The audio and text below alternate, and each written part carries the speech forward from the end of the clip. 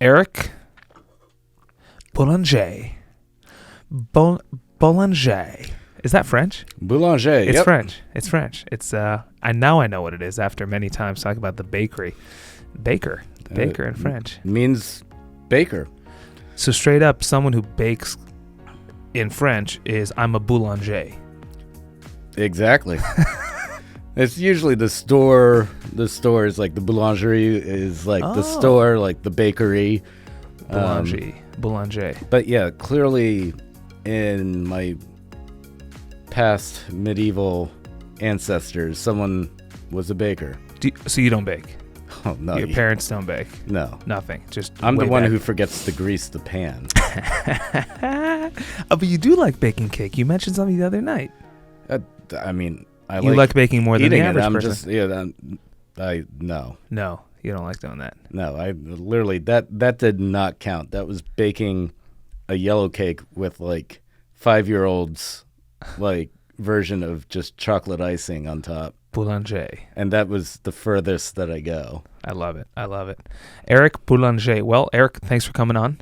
Thank you for having me. You're welcome. Are you kidding me? This was made to have you on. This was made. People don't know this. This was made for you. Oh, yeah. Nice curtains. This whole thing was developed. No, I'm really excited. This has been a long time in the making. Yeah, exactly. Yeah. Well, don't forget we're holding on to the surprise midway through this podcast too. So don't go there just yet. Don't shut off the video. Yeah. Yeah. There's a surprise. Incredible. So Eric, you are, as the title of the video states, is mastering engineer? I am a mastering engineer. That's correct. That's the title. Yep. Mastering engineer. So if I tell anyone mastering engineer, they should know what you do. Exactly. I'm the only one who doesn't. And when you come in the room, you have to address me as Master. And Neil. Mastering engineer. Incredible. So what I want to do is, so it's in mastering engineers in the music industry. What I want to do is, let's go all the way back until you could remember yourself. Oh, boy. All the way back, as painful as it's going to be. No, this one's going to be a pretty easy explanation. There you go. So let's kick this off with, what are your earliest memories of I'm into music? Well, this is why it's going to be an easy explanation, and it's actually a perfect segue into how I have become a mastering engineer, because aside from a mastering engineer right now, I'm also a professional studio violinist. Mm-hmm. So my earliest memories of being in music is really very simple. At the age of 3, for whatever reason, my parents decided to stick a violin in my hands. They're not musicians, nothing like that. I mean, I'm sure they probably just saw an ad in the newspaper and decided, let's give it a shot. Let's do it. So I've been playing since 3. Well, were you like a problem child and they were trying to find something for you to occupy yourself with? Well, that didn't work because I still was a problem child, but nonetheless, played my entire life, studied violin the entire time, and I can't really explain it. And it was sometime like late high school years. Well, I always had like a nerd techie side, and that's definitely my grandfather's fault early on.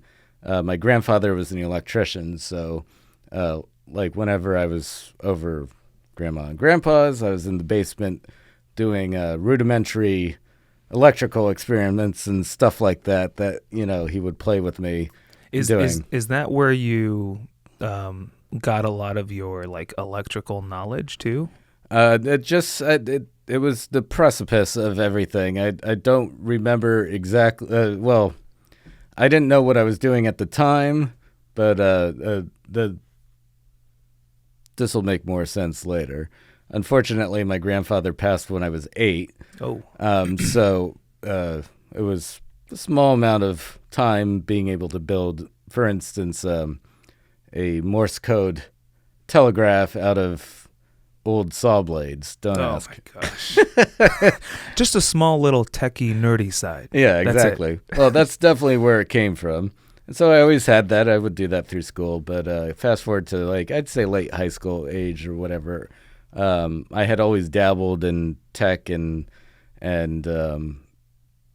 and recording and stuff at school, but the first time I walked into an actual professional recording studio, can't explain it. I just was like, I want to do whatever I have to be in this environment. I just liked it. Fascinating. That was it. It was the environment. It was like you walking on a plane and you're like, You know, I it's want to funny. be here. You know why you know why it's so crazy you just said that? Because as you said the word environment, and when you said like I was in that environment and I knew this is what I want, what popped in my head was me being on one of the many airplanes, that we flew on as a kid. Right. And, seeing the flight deck and seeing the pilots and just being in not even the airplane, but the airport environment. Yeah. And I remember thinking to myself, this is the environment I want to be in. And honestly, when I think about it, it's probably the environment that mostly called me. Yeah. Because when you're a kid, it's like you don't even know what pilots do. But I knew that I loved being in that airport environment, the airplane. Right. So you had the same thing with a music studio. I mean, I'd hazard a guess just like you. I mean, you'd probably be happy so long as you're in that environment, whatever you're doing, you'd still be happy and intrigued. Yeah. So that's kind of the same thing. And that's why, because of course I was only a violinist. And so come college, that's when I decided to switch gears. So so all along since 3 to college, you're playing violin, or That's it. but you did all that time. Yes. Got it. And then college shows up, and you say, "I'm done with the violin for now." And I got into Carnegie Mellon University for violin performance, and within the first semester, to their dismay, You were like, "This is." I not what I'm transferred into. into the engineering school. Ooh. Okay. And it was all because, and I also picked the school because they had the recording studio there, a very nice studio. By my standards now, incredibly small, but Right. still definitely my formative times. And especially the few courses that would have happened in the recording studio, which like later on I was even a TA, and because you couldn't tear me out of the place. But Right. the one thing I noticed was, despite the recording studio literally being located in the School of Music, no music majors were taking those courses. It was always like engineers or computer science or physicists, like, all different parts of the university. They were the ones taking, because, it's an elective course. Mm. And I'm just sitting around watching this, and I'm like, well, music-wise, I can spin circles around them. I've got that side down, but I'll do the other side. So that's why I transferred into engineering, bit off way more than I could chew, because, Carnegie Mellon is one of the top engineering schools in the country. So you went to this school. I got in for violin performance, and then I left with electrical engineering, a BS and EE. Whoa! So it is for someone who knows nothing about Suckers. about neither, right? I don't know anything about anything about engineering or electrical engineering or playing violin, but it sounds to me like that's a pretty big stretch.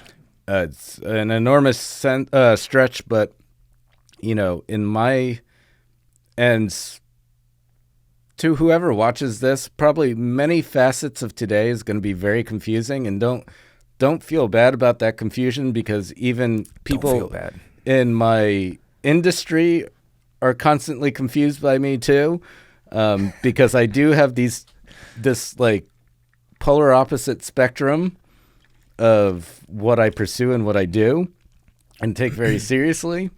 But you have to realize that in my brain, it's just very simple. You have a recording studio, you need music, and you need tech. So I just... What do you mean by tech? Well, like engineering, and it's like, how does this work? Yeah. How does this microphone work? I do not know. And I even recommended it to you. Best recommendation. These are great. And I want to hear you always through these headphones. yeah, That's how good these are. Yeah. Well, I won't divulge the secret, but I'll give you guys a hint. We hear each other through headphones normally. But not these. But not these. But not these. In any event, in my brain, having both sides, the musicianship and the engineering side, like it makes perfect sense because what I do on a daily basis is going to fall somewhere in between there. So, I would say probably particularly in the music industry too, maybe more so than other industries. I don't know. Maybe I'm wrong. But people end up getting pigeonholed. What do you mean? Pigeonholed like, oh, you're a violinist, you do this. Even to the extent that like, oh, you're a classical violinist, you play in an orchestra. God forbid you play in anything else. It's kind of a psyche thing. And I think that happens maybe a little bit more in the music industry than other fields. So that's why I'm really kind of a unicorn in a sense in my field, because I do multiple things on a daily basis, because it makes sense to me, but to outsiders looking in, it's like it's hard to pigeonhole me as a result. So hopefully this might explain a little bit. Yeah, of it. no. But in my head, this makes perfect sense. In my head too, because that's the only way I know it. You probably know more about the specific route people like you need to take. So Right. from my perspective, it's like, oh, that's so you must have some interest in engineering for you to make that jump, that leap. So Oh, massive. So if that's the case, why'd you not go into the school initially to pursue engineering? Grades. Ah, All the time that I spent up until college was only on violin. That was it. got it. So you were really good at what you did. Playing the violin, yeah. Really, really good. Yeah. Got it. Math, good grades, attendance, not so much. Not so much. I love it. Yeah, I love so it. I'm very proud to say I got in the back door. So thank you, Carnegie Mellon University, for letting me do so. So today, I hope they appreciate the donations. yeah. So today, looking back, is a electrical engineer degree more useful for what you do, or would a violin? What would that degree be called? Performance major. Performance major. Violin performance, yeah. I'm assuming electrical engineer is actually way more linked with what you do today, because you built stuff and. Specifically in my studio, yes. But again, that's kind of the oddness of my brain. Maybe I have mental problems and should see someone, but You like have absolutely no mental problems. the dichotomy between them, I understand the stretch, but one doesn't work without the other is the point. Interesting. So, for instance, even if you like what you were saying, since you've been to my studio and you've seen all of the equipment and things that I did build from scratch, and Which is all of it. a vast majority, yeah. It's like me saying I built this. Yeah. It's crazy to me. Well, it's because it sounds better. But It's insane. Like when you first told me that, I'm like, I'm trying to picture you with a screwdriver, building it. mainly a soldering iron, but It's crazy, dude. It blows my mind for someone like myself. but you have to realize that I wouldn't be building that or redesigning things or putting in that amount of effort without being a musician and knowing that I'm not getting the right sound out of what you could just buy off the store shelf. Right. So right. that's what I'm talking about. Like, I wouldn't be doing that if it weren't for that. And, the testing and, all the years of experience and everything, that all stems from constantly being in the environment and never being happy. That's, you're a musician the day that you're never happy with anything you do. Which, side note, I'll make a plug for all the teachers out there. Which teachers? Music teachers or just teachers? Teachers in general, Uh-huh. and educators who are the basis of our culture and our country, and you're literally, education is key to everything. And the one thing that's kind of sad, specifically at least in America, is that de-emphasis on the arts within especially younger schools. De-emphasis on the arts. Yeah, because of course we're all concerned about STEM fields like, science, technology, engineering, math. Like, you get an engineering degree and you can build rockets. Everyone is like, oh, great. But like, a music class, you don't want to be a musician who's broke. So you're so saying there's that connotation that filters down to like the young education level. But the thing that people all miss, and good on especially any teachers in the arts for young kids that inspire all of us, and like I wouldn't be here without them, is the big difference between, no offense to math teachers, I'm going to just use you as an example. I wouldn't be here without you either, but just as an example, when you take a math test, you're right or wrong. right. And in fact, that grade that you get, you can interpret if you've learned math, you can tell how bad you did with Right. your percentage. Right. It's black and white. You're right or wrong. With the arts, It's all gray. well, it's completely subjective. Right. And the thing that everyone completely doesn't get about the importance of the arts, especially for young kids, is it is the only field. That grade that you get from your teacher doesn't matter. It's the only field where you grade yourself, What do you mean grade yourself? because you're never happy with what you do. You want to do better. And that's what makes you an and artist. and exactly. And guess what? It's infinite. Like Right. you're never going to get there. Right. One of my best friends and clients is an incredibly famous musician who I've had the honor of working with, performing with. Notably, probably the most epic concert I've ever played. I got to play at the Acropolis in Greece with Whoa. him. It's Eric Burden. He's Eric Burden and the Animals. He was part of the British invasion, did the House of the Rising Sun. I know you would know that song. I've heard it. Yes. Yeah, I'm not going to sing. You're not going to get me to do that. Zero. No. I've I heard- play I've the heard- violin. I do not sing, I've heard it. especially being recorded. Leave the singing to me, Eric. Thank you. Thank you. Well, I'll refresh your memory on the song, and then if you want to edit it in, use singing. No. So give me just the melody. Don't be shy. No. You're not getting away with this. I'm not doing it. Okay. House of the Rising Sun. I'll have to. There is a house in New Orleans. Okay, They call the Rising Sun. I'll have to listen to it. Okay, well, we'll make a little edit here. It'll be fun for everyone to hear your pipes. Either way, even surrounding this song, which is incredibly famous, Right. one of the most sobering experiences I ever had was just, I don't even remember why, but we were having dinner one night.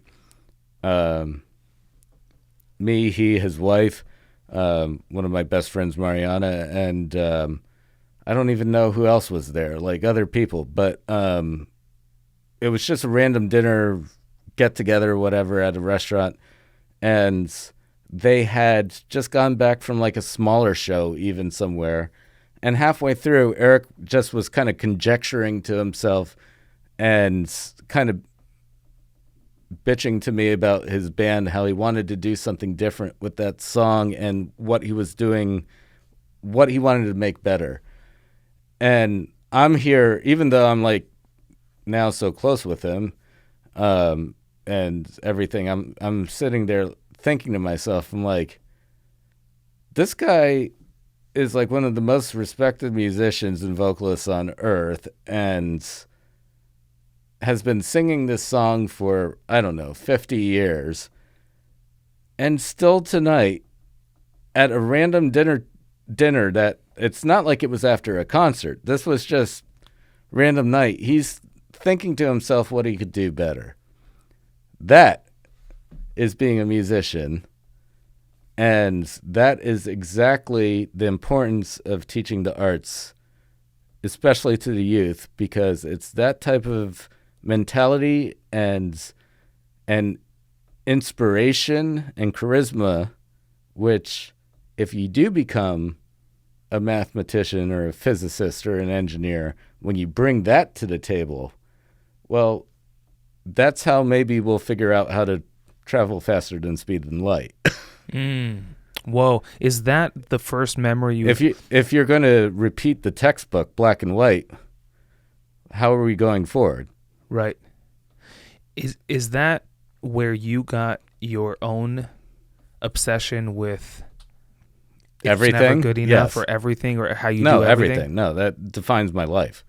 Is that where I you will have you know, Albert Einstein was a violinist. really? Not So- a very good one, but So it sounds like within the musician group, violinists are extra special, or is that just oh no, I'm just bragging. you're just bragging? So you are that way. I like how I know you're obsessed with everything, and like you say, to some degree, I know this with your mastering. I don't know this with other stuff you do specifically, but with your specific mastering as a mastering engineer, you're always, could always be better. Is that where you got it from, or did you have some of that before, which is why that stood out to you when he made those comments at dinner? Yeah. I suppose being apprised of it, sure. And already being professional, both as a musician and a mastering engineer, like that's what got me there. But like it definitely. Actually, I digress. Answer is definitely, because it really was more a sense of after noticing what was happening, it was reinforcement. Whoa. That's incredible. So I love it. So being a musician is never being satisfied. Would you say that's just what being an artist is, regardless of what the arts are? Well, it's because, it's improper to say never being satisfied, because there's definite times when you're both satisfied. There's sometimes when you shock yourself where it's like, oh wait, I actually did that. But the second and that's the fun, and that's what you're always achieving. But the second that's over, your brain can't help itself. It's just like a drug. You need to do one better somehow. Or, okay, I played the Acropolis. Let me figure out how to play the Colosseum now. Like, Interesting. It's like everything is, you're constantly one-upping yourself. I like that. That would be the better way of putting it. I like that. So it's not just one-upping yourself in terms of the performance, but it's also in terms of like the arena I performed at. Yeah, Everything. the whole experience. I mean, for the love of God, at my studio, which we haven't talked about mastering too much yet. We'll get there. But at my studio and also playing like violin, like I make a very good living for either listening or playing music. Whoa. I mean, it's to the extent there's so many times, a lot of people, a very common question I get asked is, what do you listen to on your free time? That's interesting. And the more interesting part is I don't. No, you don't listen to music. Oh, it's really hard for me to like get into new things or anything. And the whole reason for it, and everyone thinks that this is me being like a curmudgeon and oh, well, I only listen to my things or anything like that. That's not, they're missing the point. Like, all it is literally every single day for 8 to 12 hours a day, I'm getting to listen to music.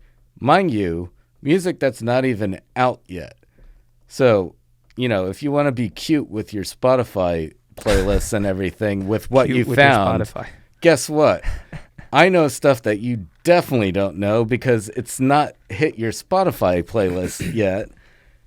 I get to do that. And also, by the way, I get paid to do that too. To do it, yeah. And so they're missing the point. It's just when I go home and when I'm on free time, I'm not listening to music just because I want a change of pace. That's it. Right. But Right. what they're not getting is that's not like, oh, that's you have such a sad life. Like, no, like you're looking at the glass half Right. empty. Right. The glass is half full here. 100%. It's I Not- get not- to do this not every only- day. Not only do you listen to music, but you get paid really well too. Yeah. So yeah, so and we'll get to that because I have so many questions about your actual like day-to-day job, like the process of when does a song hit your desk, when does it hit Spotify, the whole thing. Like I'm curious about that, so we'll get to that. Oh boy. Well, it's funny because I know what you do, sort of. You're just like the arts. You're not going to like a lot of the answers, but we'll Why get not? there. Well, that We'll get there, Yeah. and we'll decide. Incredible. So so you do that. You get your engineering degree, your electrical engineering degree. You get out of college. What's next? Where do you live at this point? All right, so pause a little bit. My big break was definitely very clear. I had the opportunity to help a friend, my friend Kate Lisman. She is a violinist as well. We grew up together, and at the time she was going to Arizona State University. And I had this would have been my sophomore year in college, so 2005. Okay. And it was summer break, and I had a very stressful summer job. We don't need to get into that, but I was stuck in upstate New York. And my friend Kate was transferring from ASU, Arizona State, to Cal State Long Beach. Mm-hmm.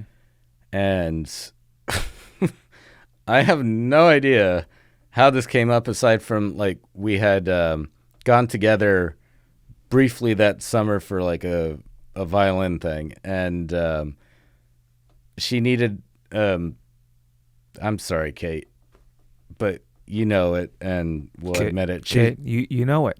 Yeah, she just wasn't very confident in her driving across a long distance. Okay.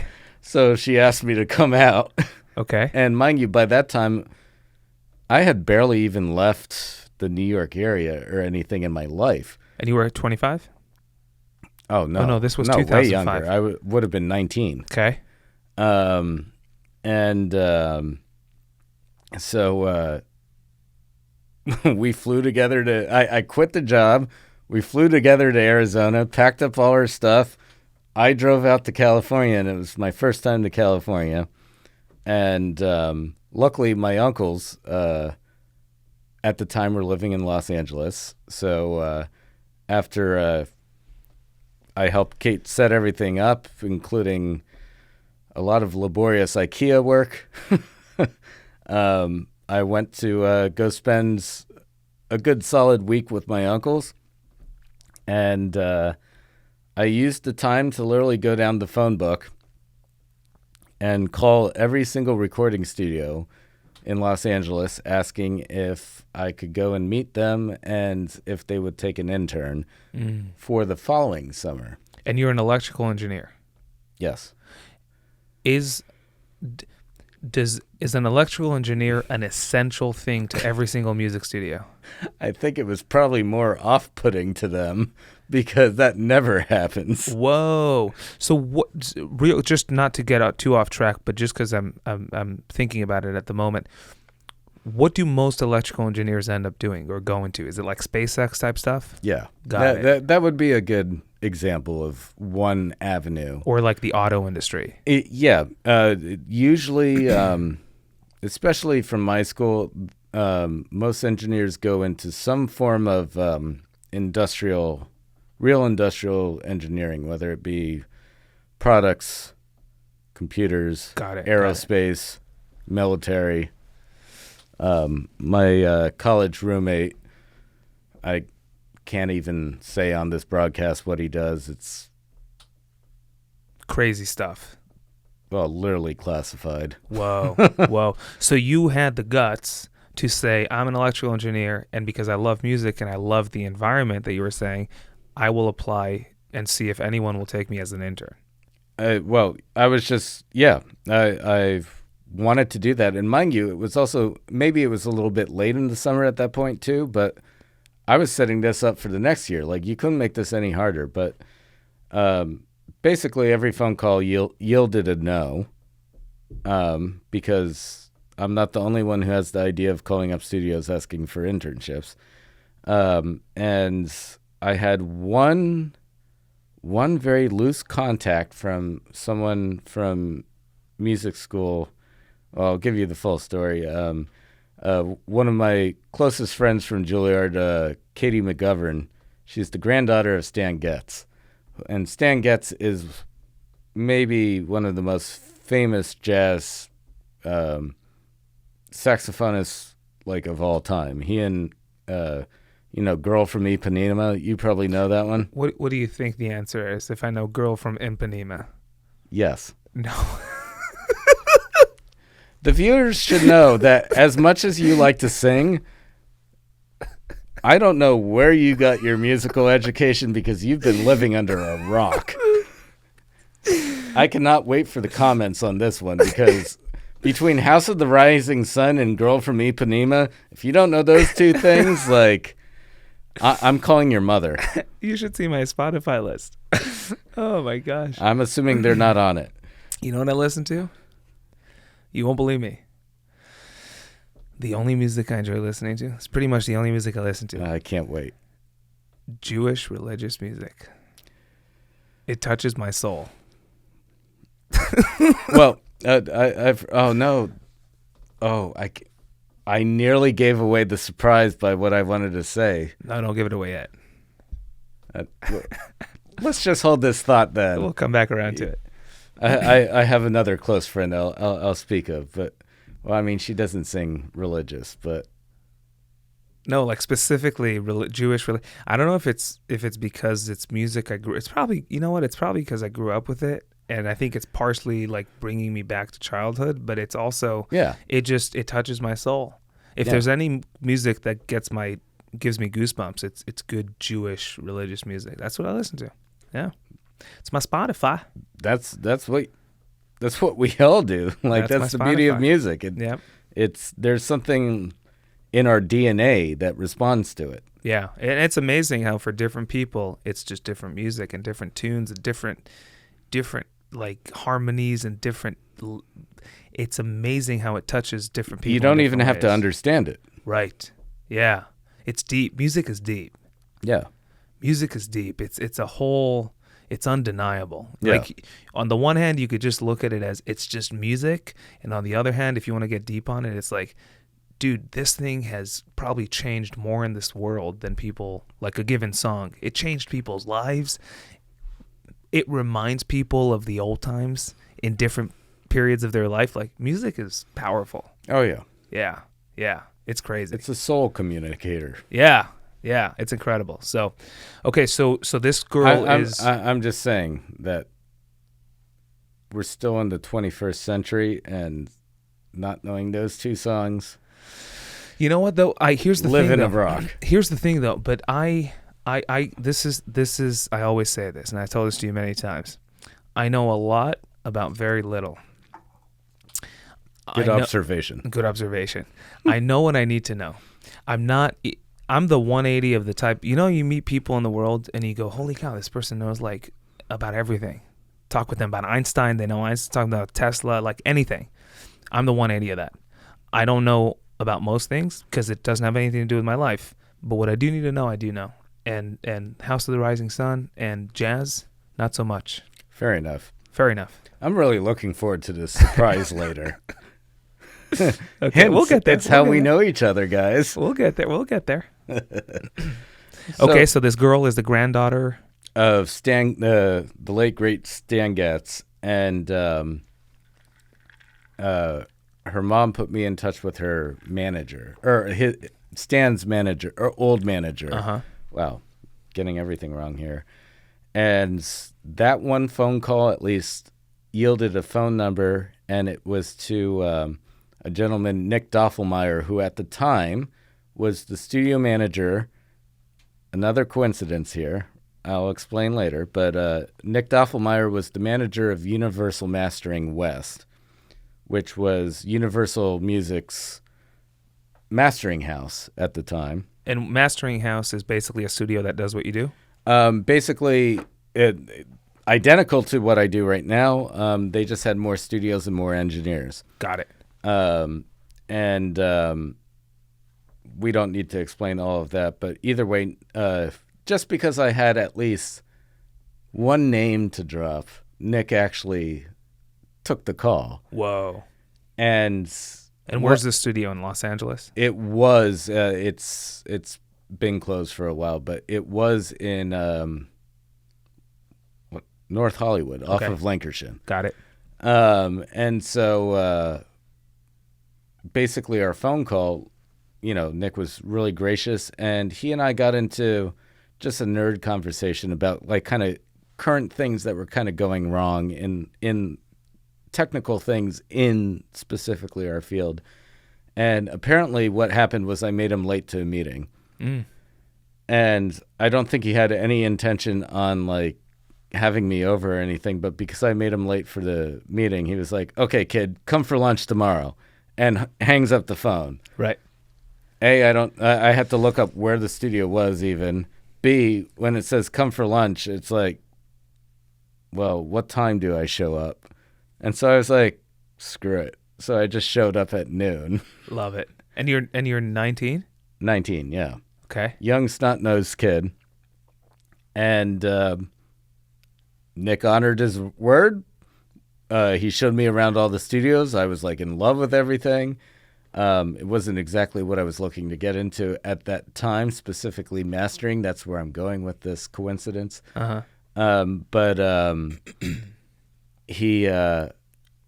we then had lunch, and then he introduced me to Pete Dell, who's now also a great friend, who had just started working there coincidentally in mastering. But Pete has had a very long career as a recording engineer, mixing engineer, mastering engineer. Like he's done it all. He had a long career, most of which was spent at Capitol Studios. And it just so happened that the next day, Pete had mixed some album, which I don't even know what it was, but he had mixed some album, and it was slated to be mastered by Ron McMaster over at Capitol Studios. And so Nick, who I just had lunch with, asked Pete if this young kid could tag along with him to his session at Capitol, because it's the iconic Capitol Records building, the Circle building. Mm. One of the oldest studios in LA, all the heritage, amazing place. And to me, he's like, "Can you be there at 8 a.m.? I was like, "Is the Pope Catholic? Like, what do you think?" And so next morning I'm right there, and they bring me in, and I sit in on the mastering session, and they have smaller rooms in mastering. It's funny that all of this, I don't know, I guess God was trying to make me a mastering engineer, and I had to go through my trials and tribulations to prove that he was right. But so at this point, sitting in that studio, being a mastering engineer hasn't yet crossed your mind. no, not at all. You just wanted to be in that environment. Correct. Okay. And I liked the big studio thing. I like to see, the fun part and all of that. And so we're there. Ron's mastering the record. Pete has mixed it, so he and I are just the bystanders in the back. And after I would give it maybe 10 minutes of Ron starting, Pete was already bored, and he was like, "Let me show you around, kid." And of course, because Pete had previously worked there for, forgive me, Pete, if I'm wrong, something like 30 years, or like he was there for a while, and so, he has veteran status. And so he brings me around, literally, like, I saw every nook and cranny of that studio on his tour, met every single person, including, it was the first time meeting Al Schmidt, who we'll get to, who ended up becoming one of my biggest mentors. And But the whole day, this trip, and everything that I was blessed to be invited to ended in meeting Paula Salvatore, who was the manager of the studio, another veteran, probably one of the most powerful women in Hollywood. And she made the real mistake of giving me her business card. Oh, boy. Oh, boy. Because I then had to go back and continue with school. And you have to realize that Capitol Records are specifically Capitol Studios. So they're owned by Capitol Records. And, well, at the time it was EMI, but now Universal Music. We can save that story. But I go back to college. I didn't even know. Like, I just assumed that, like, they must have interns, but Capitol Studios had never had an intern ever. I don't know if it was something to do with the union or anything like that, but they had never had interns. And so, a few months go by, and right after the holidays, like January, because in college you have your spring break, and instead of going to Cancun, Crazy Eric just drummed it up in his head that I'm going to intern for Capitol Studios because it's the most famous recording studio on earth. I got to be there. Oh, by the way, that first tour, I got to meet Stevie Wonder, Eric Clapton, and J.J. Cale in one day. So that completely turned you on. Which, side note, I'm named after Eric Clapton even. Whoa. And we can give that story later after I worked with him, like fast forward to the bakery times. But that's a good story. But love it. that was literally my 19-year-old Eric being toured through, and like you get to meet those three people on one day. That's not even typical for Capitol even. But so looking back real quick on that specific day, how much did that experience that day change or determine ultimately the trajectory that you ended up taking? It was the pivotal set. That was it? Yeah. Okay. And so I go back to Pittsburgh for college. Holidays are over, and Crazy Eric just decides that I'm going to intern for Capitol Records. I called Paula. And mind you, when you call Capitol Studios, you get this, like, the front desk first, like her assistant. And so he was a guy by the name of Dave Stern. And the Shark. I hope he watches this for that. But he and I became close friends afterwards. But, his job was basically to field the calls. And so I was just cold calling because, again, Paula made the mistake of giving me the card. And so I'm calling in, and my spring break was coming up. And I was like, I could fly out to L.A. on my spring break to interview for an internship. Problem was, they never had an intern. But I was just completely convinced that I was doing this. I called 3 times a day, 4 days in a row. So I know on the 12th call, finally, and I've heard the story from the other side, from Dave and Paula, where apparently on the 12th call, Dave went into her office and said, for the love of God, it's the kid again. Can you take the call? And that's when she took the call, and I was like, hi, Paula, we met over the summer, blah, blah, blah. This is what I'm doing. I have time next week. I can fly out to L.A. I'd like to interview for an internship with you for the summer. And her response was just in her Rhode Island accent, yeah. I'm like, okay, great. So would Monday work for you? And she's like, yeah, call me on Monday. Yeah, I'd like to come and see you. Okay, I'll see you on Monday. So I fly out to L.A., stay with my uncles, show up on Monday. Whoa. And at least at that time, the assistant knew, like, to let me in through security. Yeah. So real quick, how do you think to some degree, I mean, calling 4 times a day, 3 days in a row, you said? Three times a day, 4 days in a row. 4 days in a row. I feel like we kind of lost that a little bit in this society where people are doing that. Yeah, and for anyone who is not a serial killer out there, that type of persistence is what you need. And you know what? It makes getting your point driven home way clearer since no one else does it. It makes you stand out. Absolutely. Incredible. I also write physical letters sometimes when you want to have an effect. Right, rather than You an email. use these tools to your advantage. That's incredible. Why not? And again, to your point, it's funny you should bring this up. So when I showed up for the interview, She mentioned no.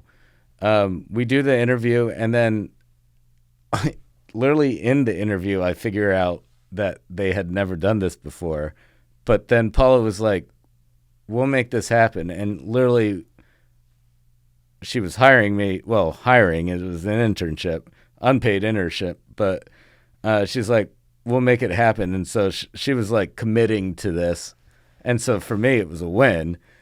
But I'm East Coast, and so I was going to an interview, so I showed up in a suit.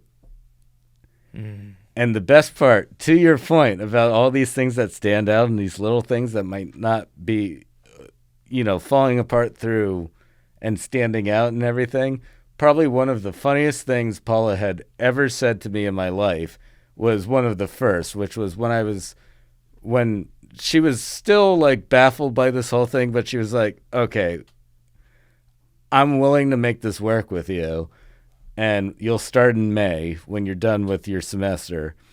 And so I'm leaving her office, and we already said bye and all of that. I'm leaving her office, and then all I hear is, "Oh, Eric."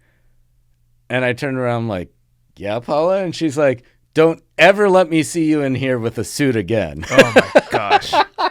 It got you hired, but don't repeat it. Yeah, exactly. That's awesome. Love it. I was like, "Roger that, boss." Love it. Love it. So you go home and then you return in May. Yep. And then I did 5 months at Capitol as an intern, and it was an iconic experience because they never had one, so no one knew what to do with me. So that gave me even another aspect of doing things that I wanted, because all I had to do was not piss people off. And that was one of the greatest learning lessons of like the studio environment and the professional environment and everything that goes on. I learned so much learning how to be the fly on the wall. In a studio environment. And you got to realize, I mean, Capitol is like, you don't get bigger than this. So, whoa. And it's very busy. And I got to do everything from the shop to the studios to setting up sessions. And then eventually, Al Schmidt, who's probably the greatest recording engineer that ever lived, certainly the most decorated in terms of awards. I think he's got 28, 29. I don't know. The Wikipedia on him, he's got many Grammys. Whoa. How do you get a Grammy? Not you. How is a Grammy given? Well, I have 2 Latin Grammys, so you do have Grammys. Yeah. How do you get? Did you see them? I did. I held them. Yeah. I held them in my hand. So how are Grammys given to individuals? That's a whole nother discussion, but it's a voting process. Yeah.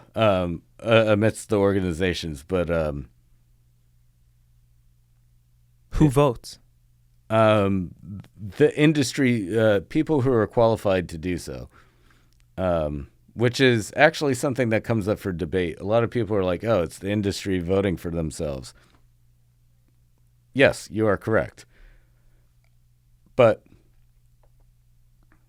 please tell me, when you're talking about, especially like best engineered album, who would you rather? The accountant or a music producer?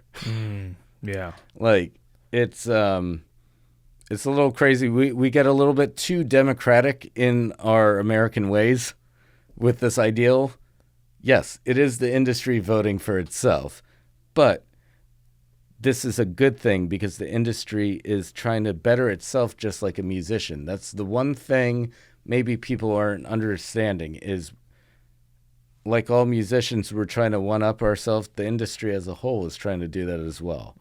I like that term that you Well, that you it's use, going to be one a up. defining ethos to everything and certainly everything I do, but even what we're talking about because that's really what's going on. Yeah. It's not math. Like to get a Grammy, you don't need to publish in a scientific journal and win a Nobel Prize because it turned out that you were right by, you know, experiments that took place. No, this is art. It's all subjective. Right. Right. But people still like the awards and people like the accolades and all of this and like to follow all the artists. And so, yeah, there's a showmanship to everything.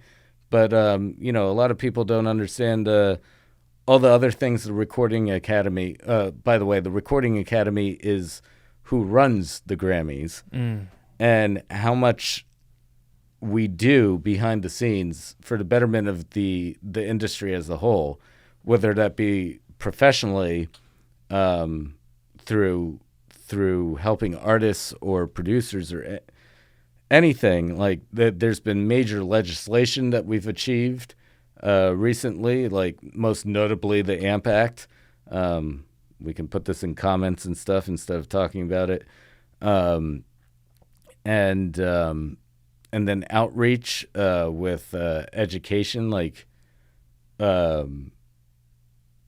that's kind of one part why I'm passionate about education is being in this position where we get to make sure that education really is being taken as a priority for these reasons, and then also the charitable side. But most anyone, layman, will only know us for the Grammys, the actual award show. Got it. There's more behind the organization than just the show. That's all I was going for Interesting. here. Love it. So, how long do you spend at Capitol? Only 5 months. Okay. That's where we were. That's how we got on the tangent. I was This dude won 28 Grammys. Yeah, not dude. Introducing Al Schmidt. I mean, he's literally a legend. And Al Schmidt. Yep, Al Schmidt. Is he alive today? Unfortunately, he passed nearly a year ago. Well, okay, recent. Yeah. I mean, he was very close with me, and he And you said he was arguably the best mastering engineer in the world. not mastering, recording engineer and mixing engineer. We're getting there. Okay. This is a long story here, the evolution, but this was when I was at Capitol, and Al kind of made, Al was his own entity, but he made Capitol his home. He would lease there for anything he would do, but he was so busy, he'd be there every day. And he took me under his wings. Mind you, I'm interning for Capitol and technically Paula, but Paula's the best and let me do anything. And obviously when Al Schmidt says something, it happens, but he's a private entity, but he took me under his wing, teaching me everything, allowing me in on his sessions. And that's also when I became incredibly close friends with Steve Genowick, who would assist him on almost everything. He was like his right hand in the studio. And I was like the annoying little brother to Steve. When I hear you say, you're 20 years old at this point. Yes. When I hear you say that one of the greatest recording engineers ever has taken you under his wing, what do you think it was about you that made him do that? I was a persistent asshole. You were. In the same way that you were getting I wanted hired. it so much that I didn't even know what I was getting myself into.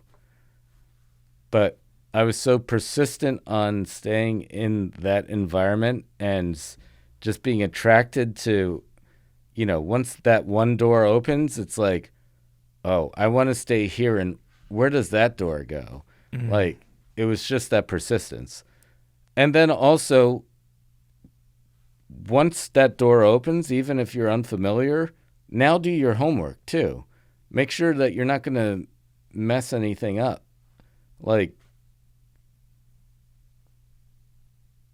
shut up and listen and learn everything and know what's there and then make your moves when you can. I mean, for instance, my greatest thing at Capitol, in fact, what probably got me in front of Al more than anything was, I had made friends with the guys in the shop and all of that, but I wasn't an engineer. I was an intern. They didn't even like me in the actual studios at that time early on. But the one thing I recognized was at the time, there were a lot of things that were very dirty, unorganized, out of calibration.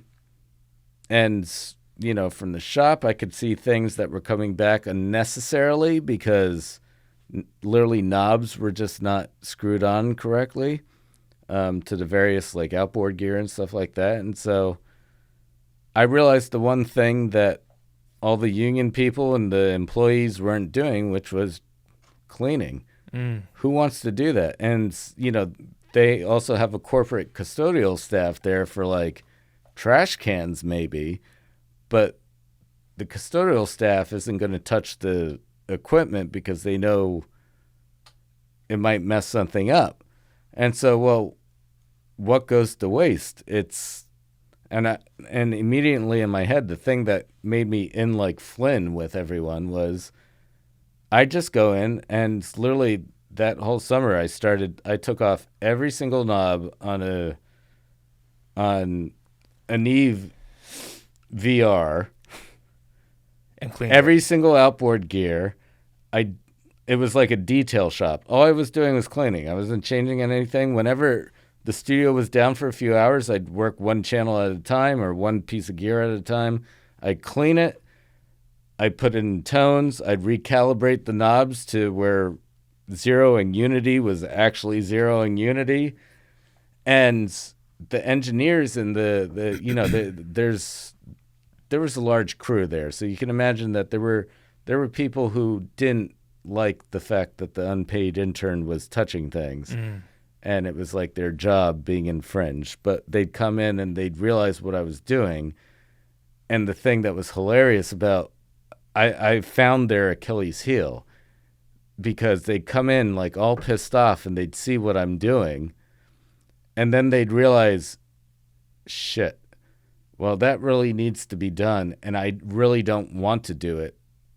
I'm just going to back out of here and pretend like this didn't happen. and let him do his thing. And then Al Schmidt came back from vacation and was like, who are you? And he's looking at, and I explained, I was like, oh, honored to re-meet you because on that tour I got to meet him. But he would have never remembered that. Right. I mean, it was so brief. Right. And he's looking at, he's like, well, what are you doing? And at that time I was working on the Fairchild recalibrate. Like I had already detailed everything, like cleaned all the pots and everything looks like gold and I'm putting on the knob and Al comes in and literally I've got a 1K tone going through the board and into there and I'm like redoing the meter. I was like, well, sir, I've just kind of taken it upon myself because no one knows what to do with me to clean the whole place. And by the way, absolutely everything here was completely out of calibration. Not one knob turned to the right value and it's all fucked up. Whoa. And I'm like, so I'm putting everything where it's supposed to. And Al was like, come with me. Whoa. And that was it. Oh, yeah. That was it. He was just like, and then from that point on, it was like I was allowed to sit in like the first few things. It was just sitting in on his sessions, which of course were always the best ones. By that time, by the way, Steve worked or still does work for Capital. Um, he would assist Al, but he and I were always on good terms, and Steve actually would even help me out with. He probably was the one who even showed me how to patch in the tone to what I was doing while I was OCDing over everything. And Steve was always cool, so it was like a very natural progression because then it became, it was the team was always Al and Steve, and then I was just invited in on the party, and that was my greatest learning. That was where I learned everything from the start, and yeah, certainly an experience I'll never forget. Love it. Love it. Both of them, I know, have already forgotten. But it was a short amount of time, and for them, they were already doing a million things by that time. But for me, it was definitely an impression. Love it. So what I heard you, so we mentioned these terms, recording engineer, mastering engineer. What's the difference between all these things? All right. So I'll continue with the story, and then we can get into the textbook. But basically, after my internship, I finished up school. Then I moved back out permanently to LA, and now I need a job. And so basically, abridging the story, Al Schmidt, who I mentored under, was the one to introduce me to Doug Sachs. Now, Doug Sachs literally invented mastering as we know it. So we're going a little backwards here, but just trust me on this one. So Doug literally invented the craft how we know it. And his company, since opening in 1956, was called the Mastering Lab. And so because of Al, he put me in touch with Doug because Doug was looking for a new engineer. And I was looking for a job, and I was like, you want to talk to this kid? And he told me, he's like, go see Doug. Now, I was not interested whatsoever in being a mastering engineer at that point in time, but it's just a fact of nature. If Al Schmidt tells you to go interview for Doug Sachs, if you do not get in a car, move to a different country, get a new education, and completely change fields, like, that would be the severity of a bad decision. I love it. Before you move on, I have to ask, what was it about Al Schmidt that made you respect him so much? Because you clearly do. Is there one thing you could point at? Humbleness. So not only do you think he was the best, but he was humble. Well, he was the best. Not only was he the best. Like that's undeniable. Like everything he touched would light up. But it was, there's a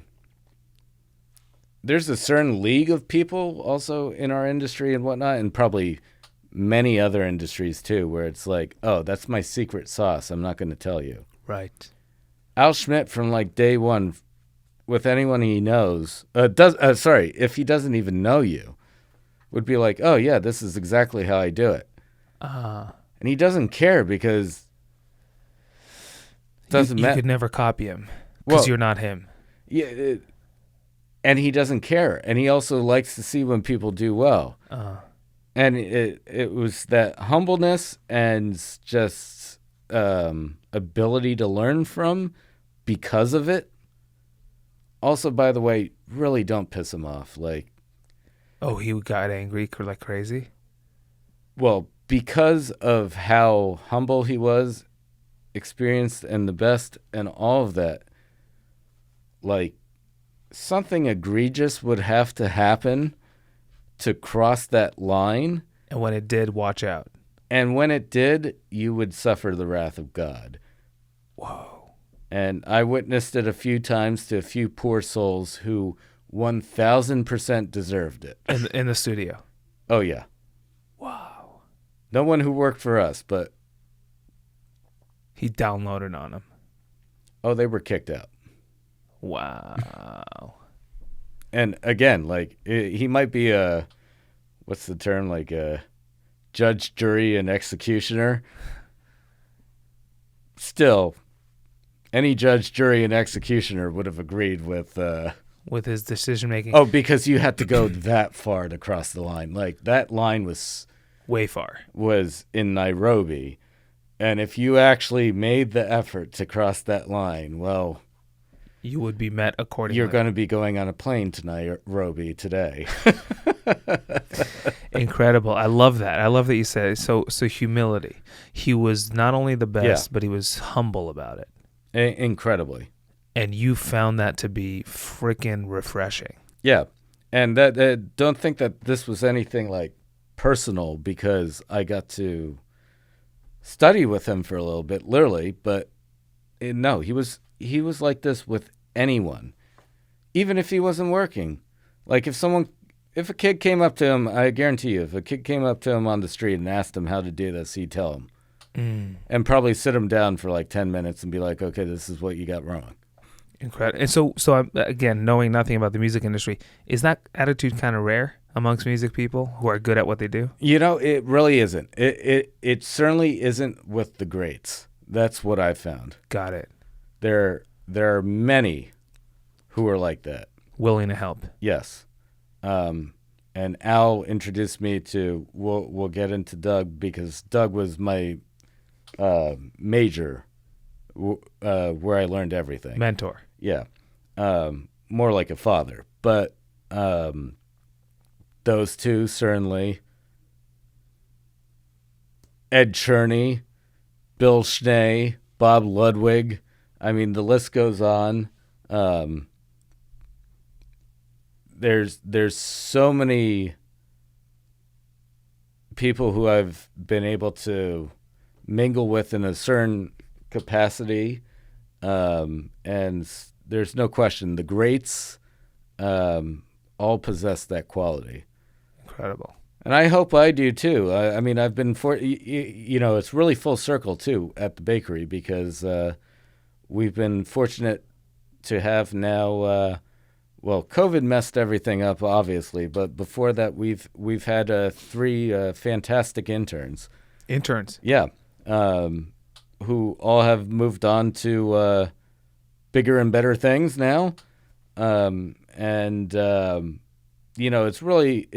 it's humbling to be put in that position now. Right. Are interns still not a thing in the industry as it was the case when you were 20?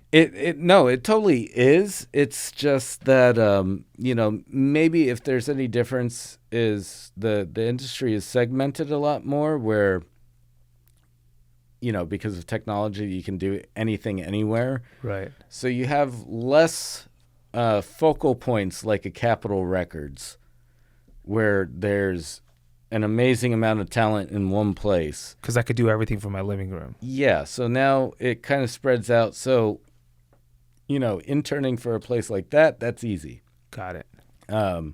Interning for the guy who's working from his bedroom, More difficult. I'm not going to make a joke here, but you can see how this might be a little bit different. 100%. I love it. Okay, so Al Schmidt tells you, go interview with Doug. Yeah. And you make that happen. Well, no, he made it happen. I just got in the car and I was like, okay, because I had no aspirations to get into mastering, but there's no saying no to that. And Doug mastered basically everything Al ever did, with a good amount of exceptions. But as Al would say, Doug was my guy. Got it. So before you keep on with the story, just for my sake, and we'll get into this deeper, but I just want to, in a few words, a mastering engineer takes a product, an audio product. All right, I know where you're going with this. Let's cover now for with this whole saga. What is mastering? Okay. So in the textbook, there are 3 stages of recording. There is recording, there is mixing, and there is mastering. Now you have to understand that it doesn't even have to do with technology or day and age. those lines are always blurred because it's music. There's no right or wrong. But let's stick to the textbook.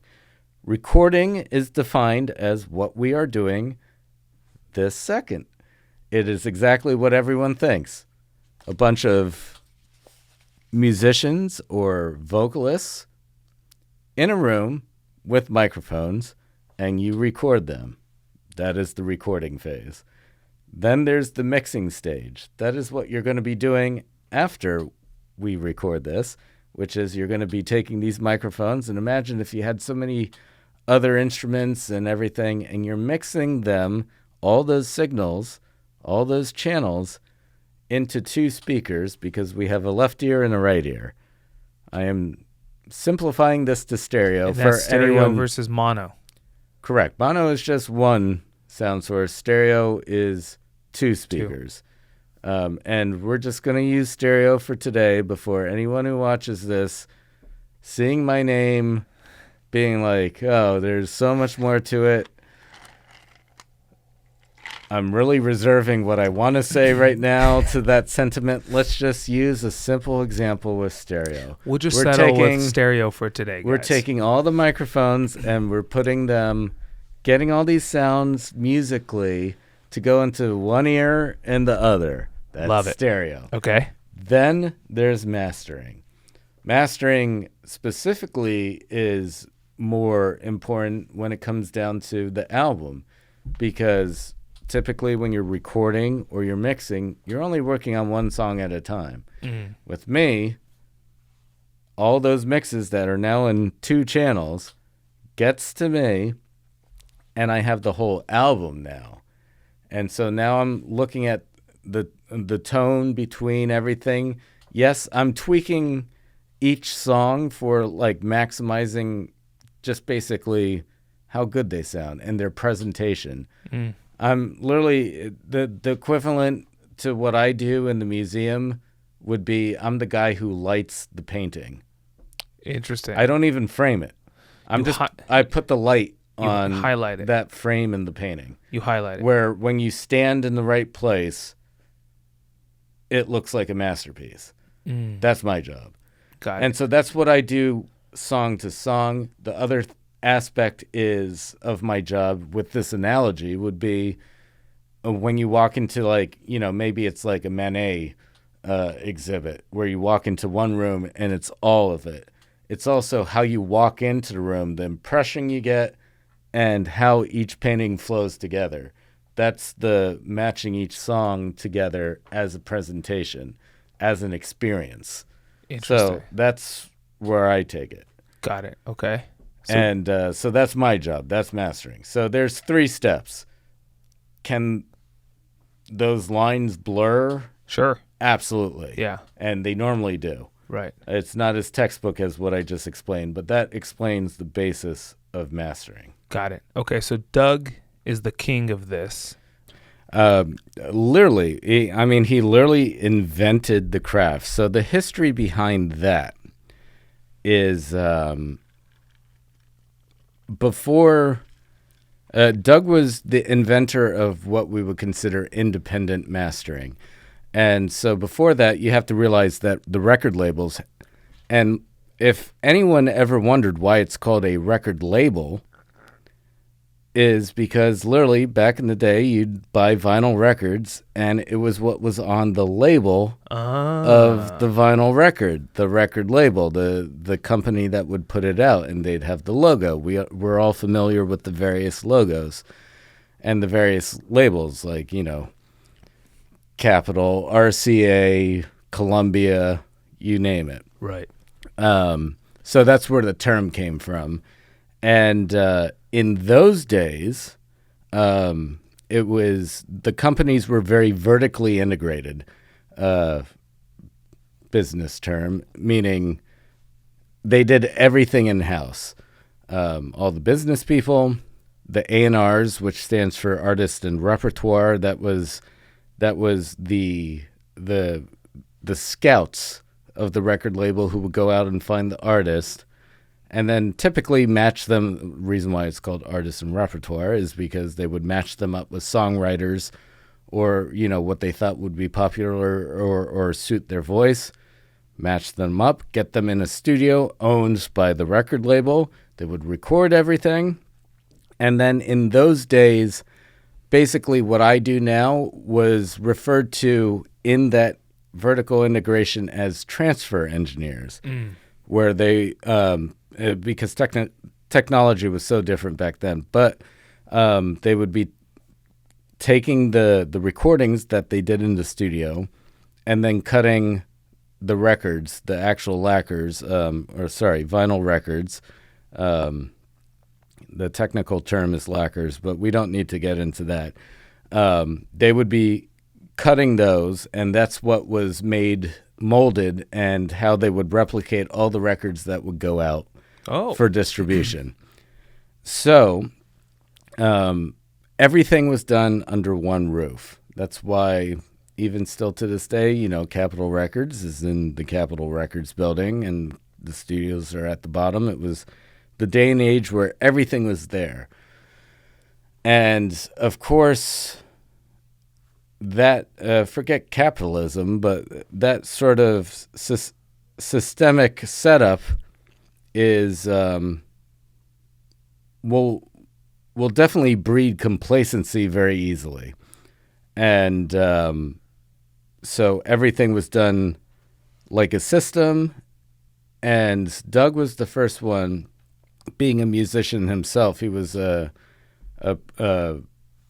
he was actually a trumpet performance major at UCLA, and in those days, the draft was still on. It was just after Korea, but he got drafted into the 7th Army Symphony of the United States Army, and so he played there, and he played professionally when he got back, and he was a musician his whole life, and he got the opportunity to go to a studio that actually had a lathe, and they did a few 78 recordings with who ended up becoming his business partner, a very well-known pianist, Lincoln Mayorga, who now I believe lives in New York, but he was originally from here.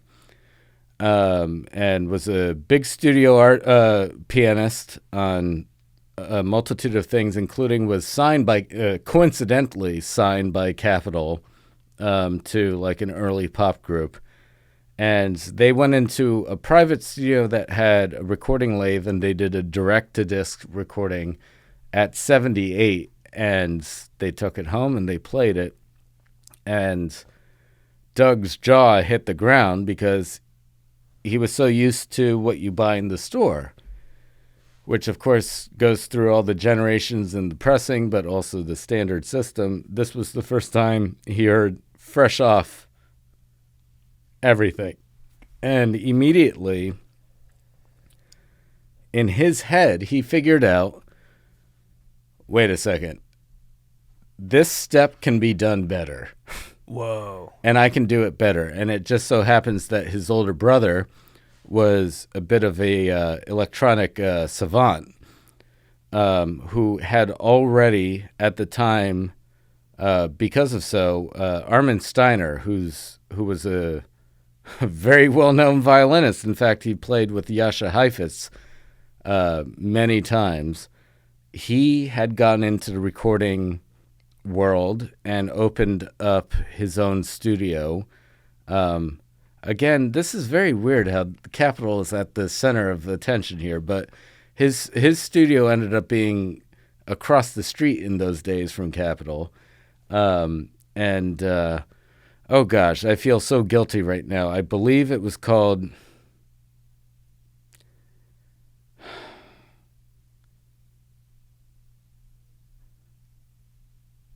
Sound City. No.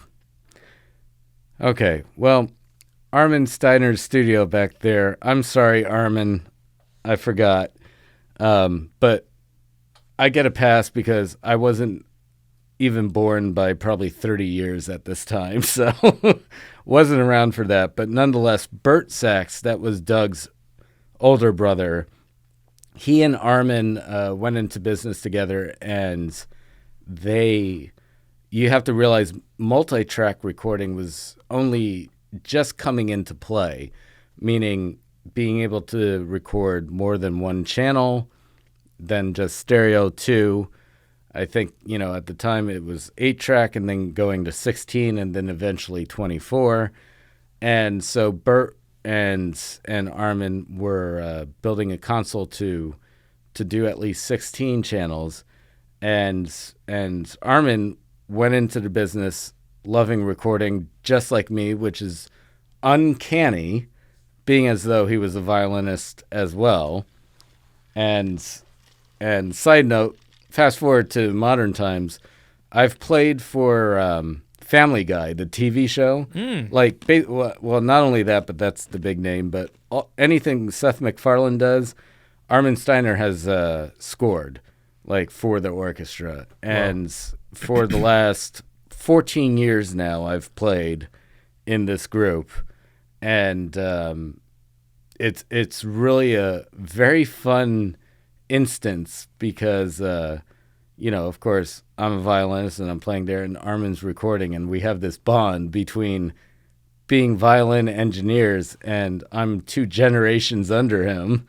So when I listen to the Family Guy song, you're playing violin in there? You're hearing me. No. Whoa. Yep. That's awesome. Yep. Love it. Okay. And so we have this bond, which is really special. But back to the history lesson, that's where Doug's older brother really got to start getting into the audio electronic engineering. And so that was the precipice and the ease in which when Doug came up with this idea, being like, well, this facet of recording can be done better. We should do this. That's when he, his older brother, and Lincoln Mayorga, the pianist, bonded together and they formed the Mastering Lab. And that was the first independent mastering. And it was a radical idea because it was saying, oh, take your tapes from your recording session, go somewhere else out of house, and we can cut a better record that's going to sound better for everyone picking up everything. And it was so radical, it was a slow learning curve there for everyone because, of course, everything was systemic. But then all of the producers involved, and as producers were becoming independent as well, moving between the labels, and as artists wanted their craft to sound better, well, this popularity just grew exponentially. But definitely Doug was credited with being the first independent mastering, where it took that out of this vertical integration that used to exist.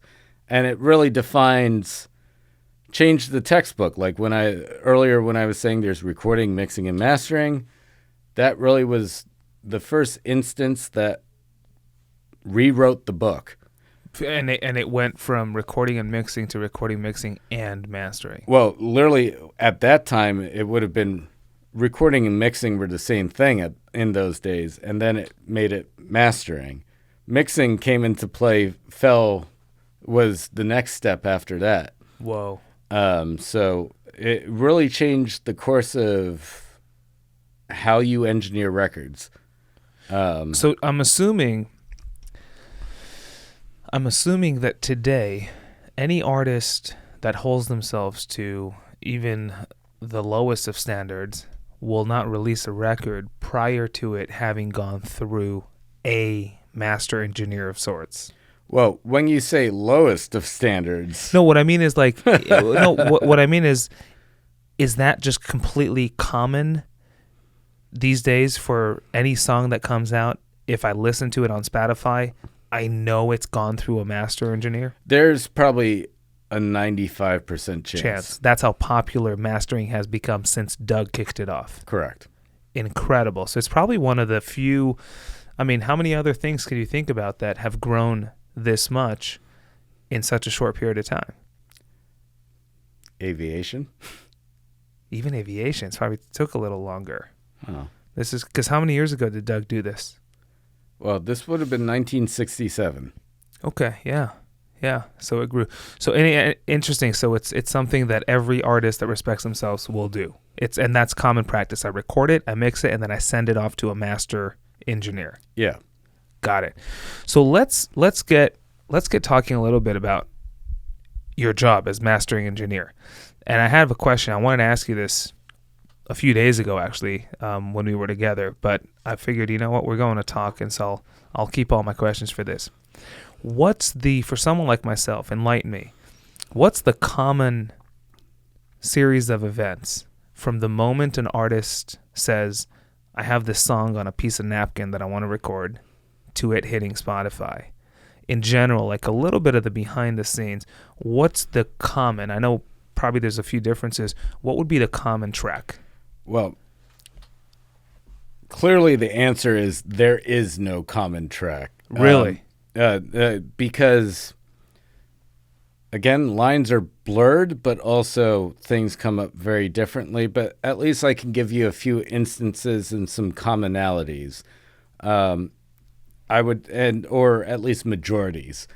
So the majority of the time nowadays, speaking 2022, even if you're a very, very well-known band, kind of like Green Day, who I worked with, who's also on a record label. So there's like financial stake in that, but that's not my job, so we don't need to talk about that. But the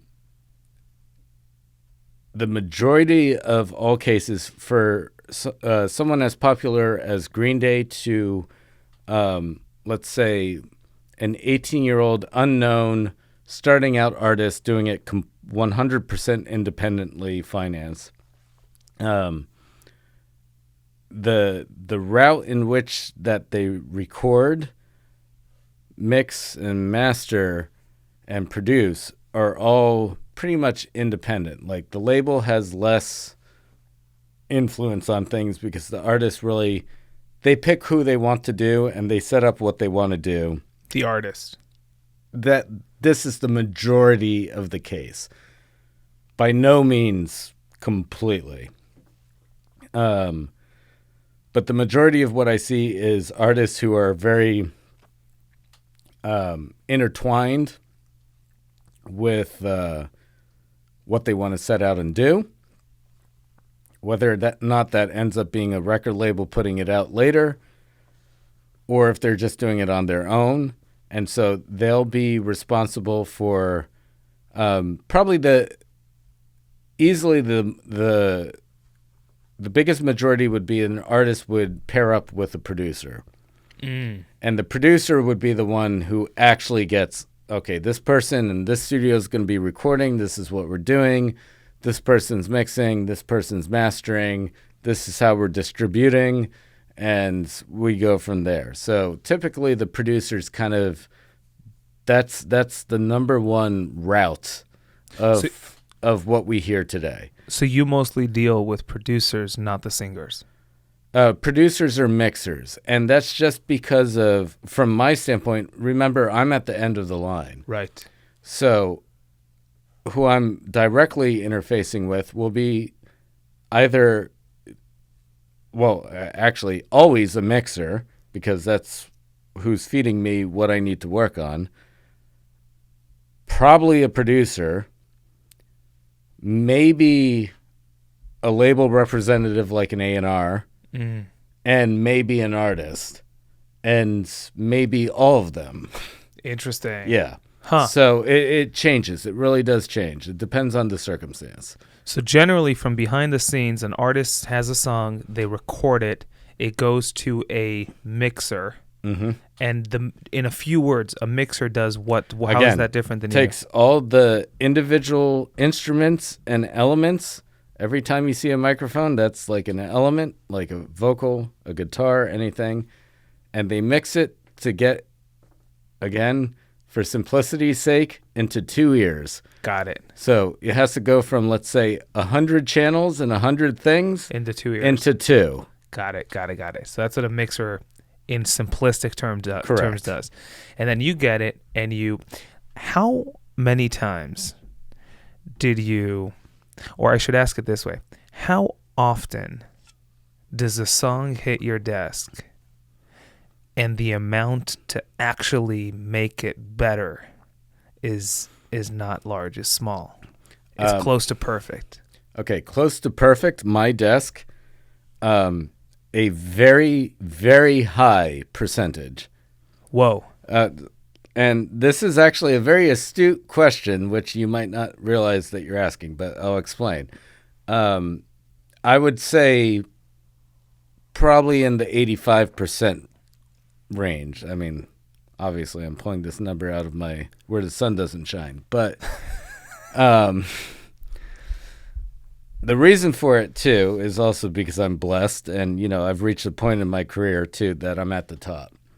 And so between A, affording me, and B, you know, the breadth of what I'm working on,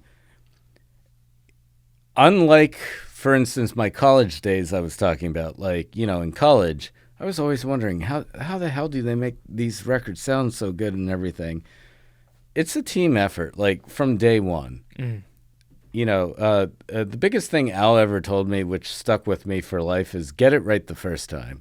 Like, if there's any engineers out there who are listening to recording and they're wondering about studying books or taking classes or anything, fuck that. Get it right the first time. What's coming out of the speakers on the ground floor when you're recording should be as close to your idea of what that record should sound like in the first place. Biggest trick, bar none, period. And, of course, that's also impossible with a myriad of music that we're making because we're not taking photographs, we're painting paintings. So it has to change down the line, sure.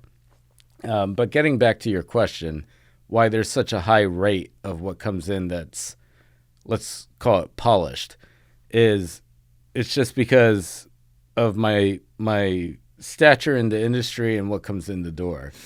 And so it's the thing I really love having the chance to lecture with schools, and I've done many panels and you know, educational sort of venues, speaking with students and everything, because I remember being there. And when you're a student, and you know, when I was in college, like, you're always wondering how you get that sound, and you're always striving to, you really have to, oh man, like, it comes in at like 1%, and like, when you're really refining your craft, maybe you get up to like 47%. And like, that's a massive difference in everything. But the fact of the matter is, like, the real pro work, it's starting out at like 70% off the floor. And then the mixer takes it to 98%. And I take it to 100. Whoa. So it's just by virtue of, you know, it's difficult to have these conversations with students. Especially, you know, a lot of the time in mastering, the best mastering engineers, too, are the ones who know when to do nothing because it is right. Fascinating. It turns more into a stamp of approval versus actually changing something. And a lot of lesser experienced mastering engineers specifically feel this need to change things, because if they don't, then they're doing nothing. So why are they being paid, whatever that may be? But would you still be paid if you told the mixer that reached out to I you? certainly send the bill. Even if you say do nothing? There have been many times, I kid you not, there have been many times where what came in the door sounded perfect, was in the format that needed to be released, and I literally hit Control-C and Control-V and sent the label my full bill. Whoa. But you know what? They paid for your expertise on telling them that it's good. But that's all they're paying for, so I don't feel guilty in that. They also know it. Fascinating. And there's a short list of mixers who can do that. Wow. Al Schmidt was certainly one, and I'll name drop Joe Zook as another. Whoa. That's incredible. So let me ask you, you said something which fascinates me. The higher up you get in this industry, meaning the more you work with top-notch people, if you want to call it that, the the better sounding things come to you. It's a snowball effect. What do you mean? It's a snowball effect. Like everyone who's working, like, what do you think's going to happen when you have like a world-class amazing artist, world-class recording engineer, mixing engineer, producer, mastering engineer, label, like It that just it sounds snowball great. is Right. just going to get bigger and bigger. And that's the name of the game, and that's what you strive for. And you know what? It excites me every day. And anyone, I mean, still to this day, if you asked me what I mastered yesterday, I couldn't tell you. I couldn't tell you what I had for lunch for yesterday either. One of the most annoying questions that I might get from, maybe someone random you meet is, oh, what have you worked on? Because I'm there like, A, where do I start? And B, I don't remember because it really doesn't matter. But I'll tell you, the one thing that never gets old is when you're visiting home and your mom is dragging you into a shopping mall to go Christmas shopping and you don't want to be there whatsoever. And then in that stupid department store comes on something you did. Every single time I'm in a random situation and something I did comes on, I'm still like a giddy schoolgirl. I could very much attest to that because I don't know if you Well, I remember. think, yeah, it happened with us. Well, I mean, it does happen a lot, not to brag, but Yeah, no, okay. It's funny you say that because now looking back, it did catch you off guard. Yeah. Not catch you off guard, but you turned to me and you made it a point to say, I mastered that. I mastered that. And now it's like, okay, wow, that I could see how that would hit you every single time. oh, anyone who says otherwise, they're just lying Whoa. or trying to sound cool. No, like it's probably the best thing. Being in a place, and it's the best part about being a musician. It's like your craft and your art is being appreciated, and you're literally thrown into a situation where you're getting to see that. Mm. Even if everyone's shopping and no one's paying attention to it, but the appreciation is that someone decided to play it. To play it as opposed to other stuff. Right. Yeah. No one's playing me singing. Well, yeah, you're going to have to work a little harder. Could you imagine hearing me in a mall And on Christmas shopping with your mom? nothing surprises me about you anymore. Nothing. You'll be shopping, I'll be coming on, and let's make it happen. Oh my gosh, that is so funny. That's so incredible. So how do you, again, back to what we were talking about with this, I'm so curious. The better you get, the better you work with. The better you work with, the better sounding things are when they come through the door. The better sounding things are when they come through the door, the less you have to fix. How do you maintain work when you decide and reach a point in your career where now you're working with things that are close to complete? Well, you know what? I've done many interviews like this, and none have come more full circle than this one. Does it not sound like the ethos I was planning down about always one-upping yourself as a musician? Okay. That is the exact answer to that. It's because each element, every single person involved that you were talking about, better and better and better and better. The reason why the work comes in is because every single element there are one-upping themselves as well. And that's why we continue doing what we're doing, and that's why you can still go on your Spotify playlist and not listen to my work. And not listen to your work. I mean you. That's true, because unless you mastered a good Hasidic song. Maybe? Hey, hook me up. No, I love it. It touches my heart. I was the fiddler on the roof once. I can do this. I love it. That's awesome. So fascinating. So let's real quick spend some time devoting to let's say there's a kid out there who wants to be how many kids want to be master engineers? I Probably hope. not many. I really hope very few. Very few. Yeah. Because you didn't. You had no clue this is something you wanted to do until you met people. Yeah. No, until I found it. And, it was maybe divine intervention, but because, trust me, I'll explain this more succinctly. I talked about my capital experience, and then now I get to work. I worked for Doug Sachs in the mastering lab for 9 years, and Doug was like the second to my father. And shout out to your father and mother, who I met. Yep. Who are watching. Patrick and Phyllis. Yes. And oh no, I can't ruin the surprise. I'm choking on words because They're we're on the keeping a edges of their surprise seat. here. But either way, Doug, I legitimately learned everything from. That's where I really refined everything. But the fact of the matter was, he was in mastering. I was put into this place, and when I was at Capitol, the thing that killed me was specifically that time we were doing a lot of string sections. What's that? Literally recording strings for like popular records or something. I remember like a Michael Bublé album we were recording on top of. So what's a string?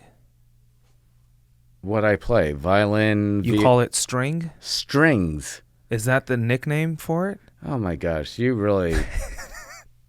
Strings, as in violins, violas, and cellos, and double basses. Are strings. Acoustic string instruments. I just learned something. Yeah, there you go. We call them strings. So string section, what's strings? meaning a bunch of us together, i.e. the orchestra without the winds. Okay. Take a guess what winds are now. Winds. Things you blow in.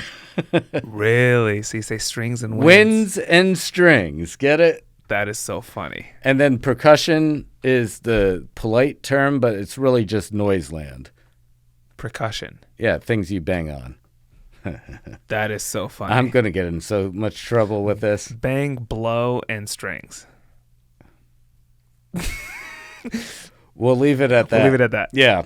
So anyway, that summer when I was at Capitol, especially with Al, we were doing a lot of string sections. Which I totally know what they are. And the thing that was killing me, I loved the setup and I loved the learning of all of that. But like when you actually start recording and we get to business, if you're an engineer, all you're doing is pressing record and just listening. Like there's all the work of the engineer in that circumstance is 99% the setup. It's not the recording of it. And I was at the back of the room, shadowing Al and Steve, wanting to hang myself because I was like, I'd rather be out there right now playing. But even at that point, like at that point too, I mean, it was a personal decision. I wasn't like really divulging to them like how serious of a player I was because I was very focused on like, to me, mentoring and interning there and even moving on to Doug, like this was like part education for me too. This was the real deal. And so I was just very focused on the engineering route because that's what I wanted to do. And then I end up going into mastering and I didn't want to because I already rolled out recording because that was so boring watching people play when all I wanted to do was play. So I was like, I'm going to be a mixing engineer just like Al because it's certainly mixing is the most creative aspect in terms of an engineer. It's where you have the most control and most creativity you can put into what you're making. Fascinating. So the mixer, is that what they're called, mixer? Yeah, mixers. Is the mixer responsible for which ear I'll hear guitar and drum? Correct. Yes. So he could decide I want it in the left ear or the right ear. That's the most fun part about mixing is you can decide any of that. it's the most creative part. That's where like the soundscape is made and all of that. And so that's what I was going for. And then I move out here, and like I said, Al Schmidt told me to interview for Doug Sachs when I needed a job. And it was like, and Doug hired me on the spot. And I was like, okay, I guess I'm mastering. Lo and behold, the divine intervention here is just how my brain works and everything. I'm more suited for mastering anyway, because the best part about mastering is going back to the textbook. Like, obviously, this is not every case, but if like your quintessential band, let's call it like a Green Day band, wants to record a new album, they'll probably spend 6 months with a recording engineer if they just did that.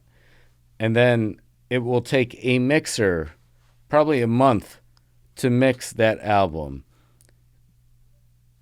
Do you know how long it takes me to master that album? A day. Correct. And you know what I'm doing tomorrow? No. The next one. Whoa. Obviously not the same group, but and the next day I'm doing another album, and the next day I'm doing another. And so it's just totally different perspective. And the other thing that worked for me on a personal level is I get to play and engineer at the same time. And there have been so many instances where I've played on, even unknowingly, like I would get a gig as a violinist and then end up mastering it. But the separation of time and people in between was enough where I could be professional violin and professional as a mastering engineer. Because if I do the whole thing, like, you get focused. And Totally. you know, you're a musician. You want to hear yourself. You want to.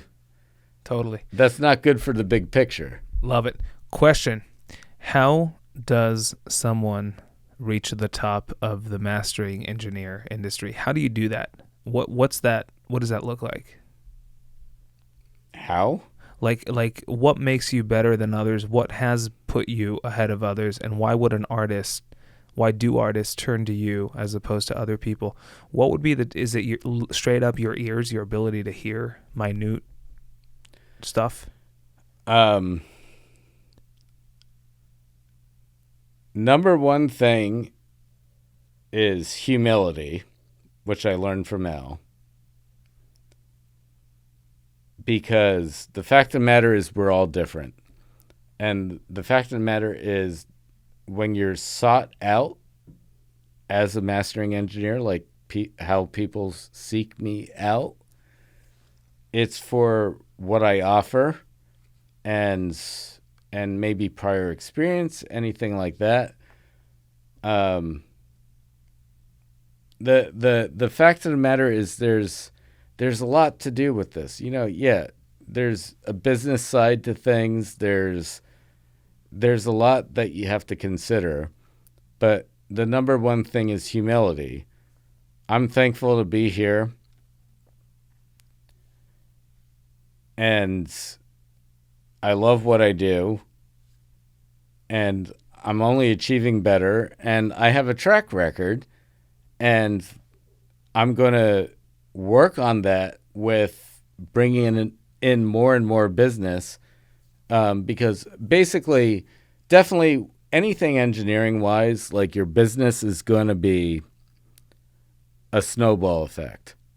Like the more and more you work, the more and more people you know, and the more and more people you're working closely with, and they're snowballing too. So we're creating an avalanche. Right. So that's just the industry. And so, you know, someone like me, you'll see me as like the tip of the avalanche as the point, but it takes many snowballs to get to that point is where I'm going with this. And the fact of the matter is once you're there and you're confident and you really are doing everything at the same extent, like you still also, it's the violinist in me, you have to be competitive too. Don't try to compete against me. I will bury you. That's pretty competitive. It's pretty competitive. No, like even at this point, like I get there's actually in my field there's because mastering is the last step and the most simple. There's a lot of shootouts. We call them shootouts, like where It doesn't sound good. no, where they'll send one track out to a multitude of mastering engineers, and they see who does the best work. And there's many mastering engineers who are insulted by this, and that's the ego. Whoa. And for me, I'm like, bring it, bitch. I love it. So, but in addition to all that, obviously, you have to. I don't lose one, so You don't lose, but obviously, at the end of the day, there has to be a lot of talent there, and you have to be flipping good at what you do. Oh well, I mean that goes without saying. Without saying. Yeah. Without saying. In other words, if now let me ask you this: specifically in music, that brings up a good point. Not necessarily in mastering, but in music in general. There's many musicians throughout the world who are untrained or completely unknown or anything like that, and that has no bearing, zero, on their talent or their communication or what it means to someone, a listener, or anything like that. So it's a very difficult conversation to have because we're talking about the music industry, and unfortunately, it's just because I happen to make a living off of doing this, and there's someone on the opposite side of the planet who probably could play circles around me and make me cry. Make you cry? I can't picture that. And I never know their name. Yeah. That's the point. Eric, what makes a good mastering engineer? It's a great question. I can only answer it for me. For me, it's always been my musical side. The evolution of where I got with the experiences that I was blessed with my upbringing that we've mainly been talking about. It's certainly that experience which gives you the confidence in what you're doing. But to me, it's when I'm doing things in my studio, it feels like playing the violin. It feels like an instrument. And there's something that, and like I said, there's plenty of amazing engineers out there who've never touched an instrument. But for me, how I master and how I have the sensibility, like I hear what I want to hear in my head, the change I want to do, and it's the same feeling as playing a violin where you're looking at that sheet music and you're looking at that note, and it's like you literally feel it come up through your arm and get locked and loaded before you play it. And it's the same sensation I have when I'm turning knobs. Like it's like an instrument. So it's just becomes, the whole thing is an instrument. An instrument really is just a form of communication. That's it. Right. And so I have two very different looking instruments, but that's all I'm doing. It's an instrument. Every time. That's for me. That's for you. Every time you wrap up work, let's say I recorded a song, I'm a client, you listen to it, you do your thing. By the time you're ready to send it back, wrap it up, I want to get into your head and get an idea of the feeling you have as a mastering engineer as you send the product back.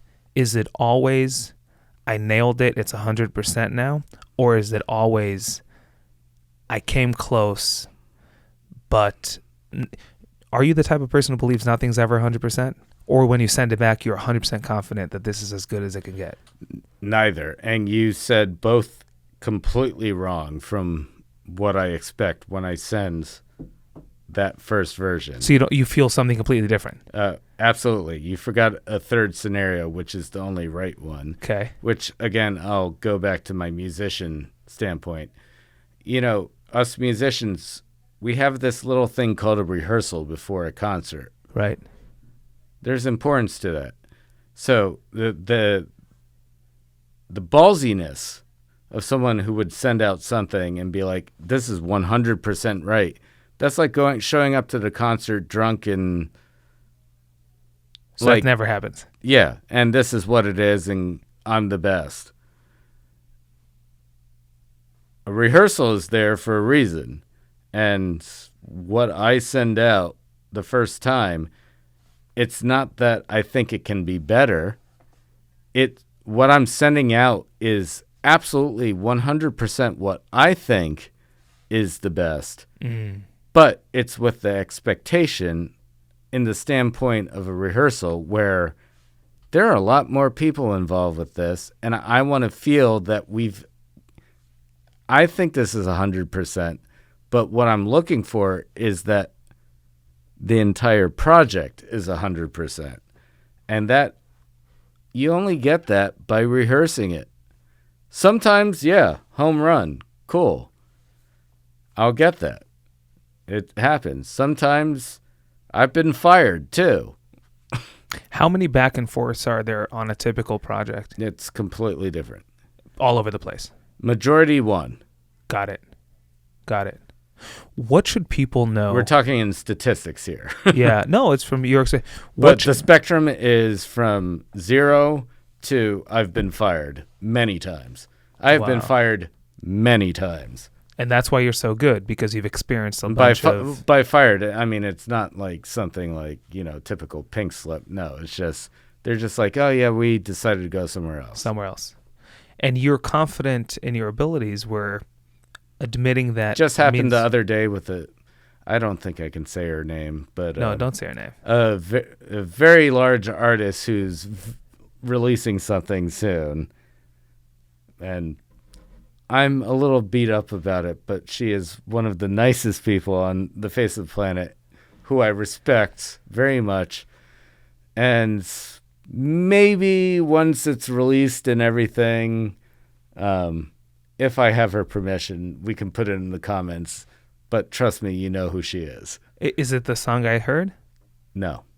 Different. You have not heard this.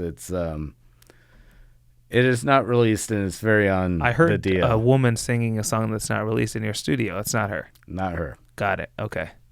So that you got fired. Technically. Yeah. But you know what? She went with someone else. She went with someone else. Yep. How much better does get every time someone goes with someone else makes you? Wow, that's a great question. I don't know. So how long do you sit and dwindle over how in the world did this happen, and what could I have done to have maintained this client? Oh, well, I don't know if this would be a different scenario for, let's say, a less experienced engineer or a student. Very possibly could be so. In this case, I'm making this sound. This is sounding more dramatic than it is. I wasn't fired. This was not like. This was just a preference thing, and in fact, that's also my attitude. I'm a musician too, and she wanted to try something else, and someone else did it, and I even know the someone else. And like I said, when all of this is released, I'm happy to give all their names, but I mean, they're even friends.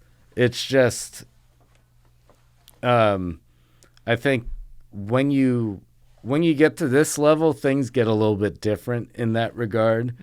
So I'm maybe over dramatizing by saying being fired, but I'm just saying along your career, like, things aren't going to go as you expect, and things are going to be different.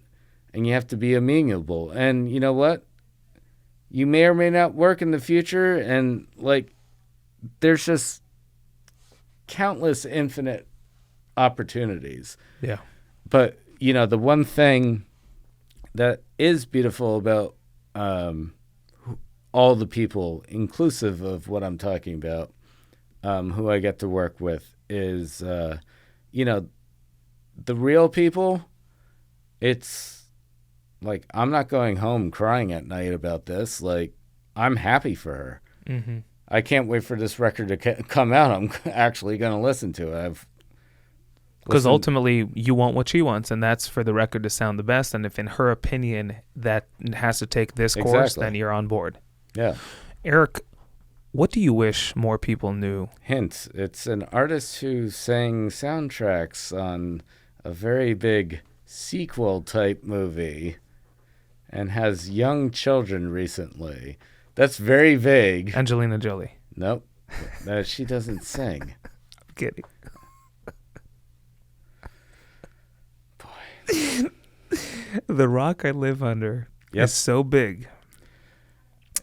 Cave. Tractors can't move it. Yeah, more like a cave. It's a cave. Nuclear bunker. All these things you just said about movie and kids, I don't even know what direction to think in. I have no clue.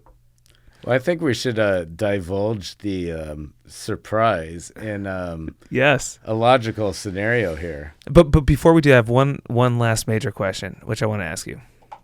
What do you... No longer ice. No more ice? Turned into water. Water. Yeah, it melted. So one big thing I'm curious, and I think you're a suitable person to ask this. What's one thing you wish more people knew about music? Oh, God, what's with these big questions? I'm curious. Is, from your perspective, someone like myself listening to a song and knowing nothing on its background and where it comes from, is that okay? Yeah, you know what? Along those lines, my immediate answer would be stop caring. So no one needs to care about the behind the scenes? No one has to care about any aspect of music, meaning being cool, how it was made, maybe its true intention. The best part of music, and for those musicians out there who are studying, this might ring true when you figure it out. If you're a player, you only play for yourself. You're not playing for someone else. Like every time I'm playing in an orchestra, even playing, who knows, Beethoven's Fifth, something you've played 30,000 times in various orchestras. You could be in like the worst community orchestra you've ever played in your life for whatever reason. When you're playing those notes on the stand, you're doing it for yourself. And like there's never been an instance in like the shittiest of gigs that I've played where I'm like, oh, I'm doing this as a favor. I'm getting paid nothing. This is a no-name anything, and there's 6 people in the audience. I'm going to decide to sit back and play like shit. That has never happened because the whole point is, okay, maybe the situation is really bad, but once you sit in that chair and you start playing, I ain't playing for them. I'm playing for myself, and that's what communicates. Interesting. And so on the flip side, if you're not a player, if you're just enjoying or listening to music, you shouldn't care about anything else but what it means to you. What it sounds to me. And it's such a fascinating answer because I spoke with a historian and I asked her, I said, how much does it bother you? Something along the lines of, does she think that more people should study history and get into the deep stuff that she's into? And she said the opposite answer. She said, yeah, she does think people should dig deeper. But you, fascinating, you're saying, as big of a music person you are, you're saying, if you know nothing about the behind the scenes and this song, what means whatever it means to you, that's what music is about. Precisely. Absolutely fascinating. Incredible. Eric, what's the surprise? People can't wait. Well, yeah, our big surprise. So how do we know each other? Well, am I a musician? The way we know each other is clearly Joel is neither a musician clearly nor capable of listening to anything. And we'll back up. What do you mean? I can't listen to anything? What do you mean by that? Well, the point is, as now everyone knows, I'm a professional violinist. Yes. Here in Los Angeles, with all of the film and TV studio recordings and everything, the pandemic had a very massive effect on us, meaning we were all unemployed because everything was canceled. As you can imagine, if there was anything that was going to be not COVID compliant, it would be 80 people blowing into things and playing things for hours on end in one room. That's how we record orchestra. So all of that went away. And as now you know, I have the duality between my studio and playing. I had a lot more free time on my hand. And so I did something that I've always wanted to do because I'm a dork. And I was a massive aviation dork. And surprise, folks, Joel is my flight instructor. And I am, as of last Christmas, a private pilot licensed. Congratulations. Absolutely because incredible. Of Joel. That's not because of you. Because of you. But I appreciate no, it. you taught me everything. But I appreciate it. I appreciate it. So you're look at that. So you're a pilot on top of all that. I am now officially a pilot. Licensed private pilot. That's incredible. Did you think you'd ever say those words? Actually, no. When was the first, how long ago did you start thinking I'll say those words, like in your life? It's still sinking in, to be fair. Whoa. And in fact, you know, the best part about it, and which is another best part about your training and whatnot, is I have many friends who have done this and everything, and they are hesitant to like fly out and everything. But I was like, no, I got this license for a reason. And I mean, you always crack up every time I tell you, I'm going up with a friend here and everything. I'm like, yeah, like I'm not going to go through all of this time and expense for not using it. I think, and that was part of your training too, which was really, really kind of the best part. Because you really emphasized that, and like that was what I wanted to do. Yeah. And I've been going wild, just bringing my friends places. Just going play. You just had including lunch Welber. Yeah. Taking it was you who told me about a friend of yours who became a pilot, private pilot, and she was afraid to fly on her own. Yeah. It's kind of sad. Well, specifically with the passenger and that stress and everything, and you know, that was another thing that was great about our training too, was, you know, I don't know, maybe I'm misspeaking because, I mean, I only have one experience, but, you know, the willingness on your end, like when we would have, like when my mom would fly back seat and everything,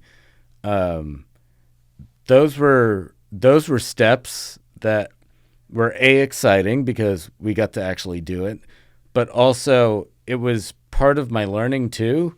And because like stress level, like if you go from just only flying with an instructor, check ride, and then bang, passenger, like that's weird. But I got to cross that boundary in my training, knowing that I could count on you because you're in the right seat.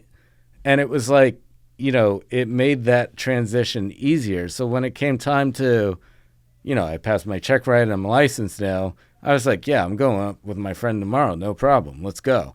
and you've done that many times since you passed the briefing, all of this, no problem. Like, I mean, at one point with the amount of people we flew in the back seat, like I was totally used to it. so it was like comfortable for me. I really enjoyed that aspect because everything in aviation should be those baby steps. 100%. One of my biggest goals as a flight instructor, and I try my very hardest with every one of my students. Obviously, you can't get them all, but one of my biggest goals is to try and make as many as I can of my students' firsts together with me in the airplane. Yeah. Again, I can't get them all, and obviously there'll be many firsts that people will experience on their own, which it should be. I mean, it's part of life. But as a flight instructor, I think and try, I make it a big point of mine.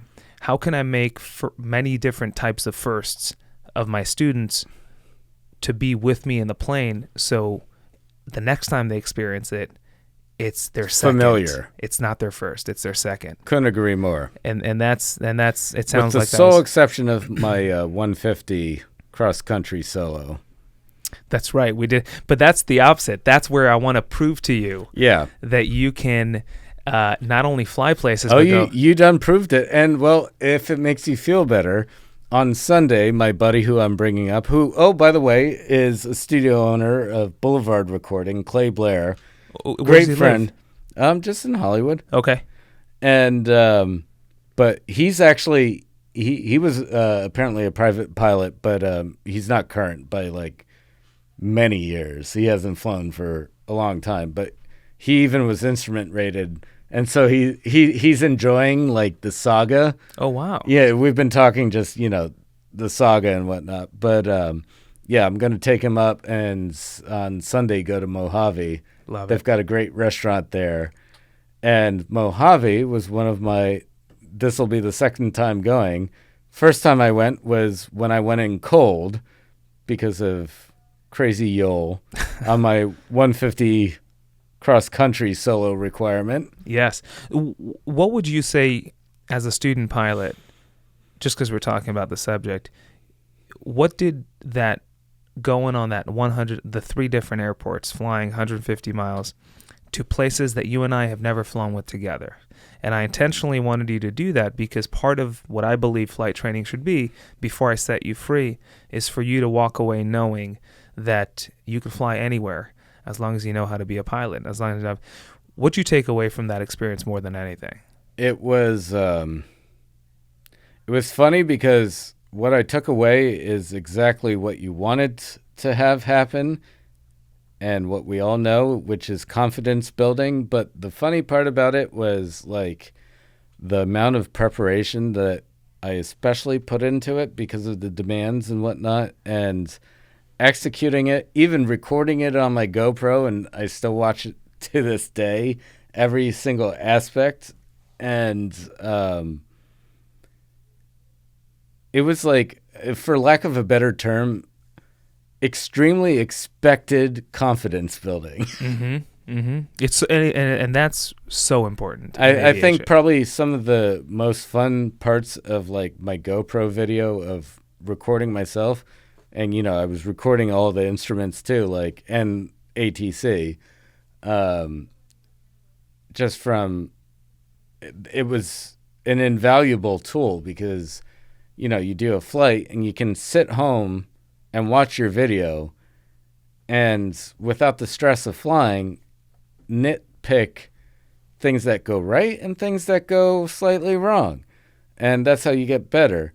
And but definitely on that flight, since it was so long, I think some of the funniest shit to me was what apparently I say to myself when I'm alone in a plane for a long time.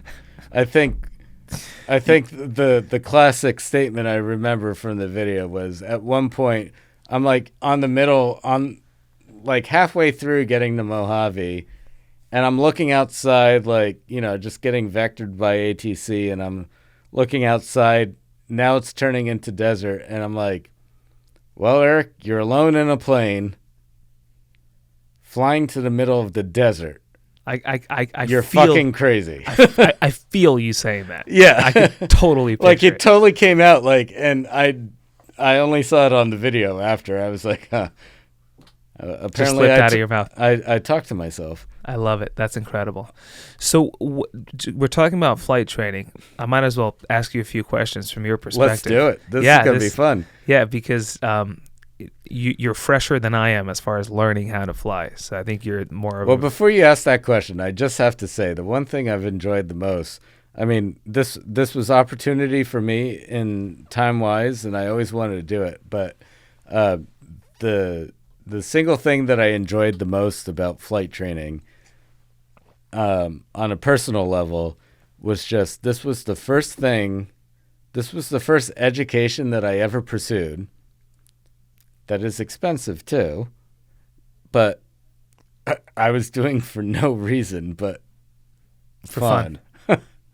And it's made it really fun, and specifically the aviation community and the whole, if we could call it, art of aviation too, is the thing that I really do love is, I mean, you said it yourself, every time you touch a plane, you're still learning something new. Like there's always something, like it never stops. I really love it about that. There's so many parallels to even music, it's not even funny. So let me kick off my first question with that. How many similarities or connections have you managed to make in your own head between music and being a pilot? It's astronomical, and people would think that I'm crazy saying this. First and foremost, I would hope that at least from you would admonish this, but, you know, the funny thing is, especially in Los Angeles, I can see showing up to flight school and, you know, for some reason they ask, you know, what your profession is, and it's musician. That might sound scary to a flight school. I can get this in Los Angeles. However, something tells me I'm the most on-time student of the school. Very on time. Which you guys always talked about, and I pride myself on, because it's something of a professional musician. Like, if you're showing up to an orchestra, like, what? You think that whole orchestra is on stage because we're late? Right. 80 people have to be in the same place at the same time. Trust me, we know how to get places on time. So that was the first thing that was really fun about this, because, you know, the scheduling and everything, and the amount of classes and flights we'd have to do, very reminiscent of private lessons as a violinist. That's number one. Whoa. Definitely everything, like our relationship, incredibly reminiscent of my private teacher as a violinist, with the sole exception that I know your weight. And why do you know my weight? For people watching who don't know. Well, there's this little thing called weight and balance that we have to deal with, and on an SR-20 we have a glide speed that we might want to take care of. So, yeah, you kind of have to know your passenger's weight. Yeah, you need to know how much the whole plane weighs. Yeah, so it was always kind of a funny back and forth where filling out our weight and balance, it's only... We used to joke about it. Well, yeah, it may be the only career where the teacher and student know each other's weight, like, by memory. Yeah, I mean, I've gotten to know other people's weight just by flying after them and having the thing still in the system. I'm like, oh, okay, that's how much they weigh. By the way, since we were flying together, I lost 10 pounds, so I'm 180 now. Whoa. Yeah. Okay, I could eat more. Yeah. I could make up for that. Yeah. That's incredible. I won't tell you guys his weight. I'm a healthy man. I'm a healthy man. Healthy man. What did you enjoy most about flight training? Easily, it's not going to be flight training. It's just aviation in general. The thing I loved the most about it is how you never stop learning. Never stop learning. Period. That's it. And also the community even. And to make the story shorter, I started with another. Well, I had ground school with one instructor. I started with another. I took a hiatus. That's when Yoel and I met, and Yoel and I did. You did the majority of my flight training, and then that's when I did the check ride and got my private. And now I'm on to another flight instructor, and we're new together. Why are we not together anymore? Well, because you're on to bigger and better things. That's true. That's true. And proof to the pudding. Actually, I wasn't even going there, but this is proof to the pudding. I was going to mention that, like, both my ground instructor, my first instructor, I'm still in contact with. And if I have a question or anything, like, it's like immediate response. Same with Yoel. Like, the other night, I even debriefed him about shit that I did wrong. Like, well, not wrong, but like could perfect. And yeah, it's just the community of doing this. And now I'm on to a new instructor who, mind you, she and I, like, the fun part about, it's Lily, but she joined the school newly, and her first flight was flying backseat with us when we were prepping for my first cross country, going to Palomar. Oh yeah, that's right. Yeah.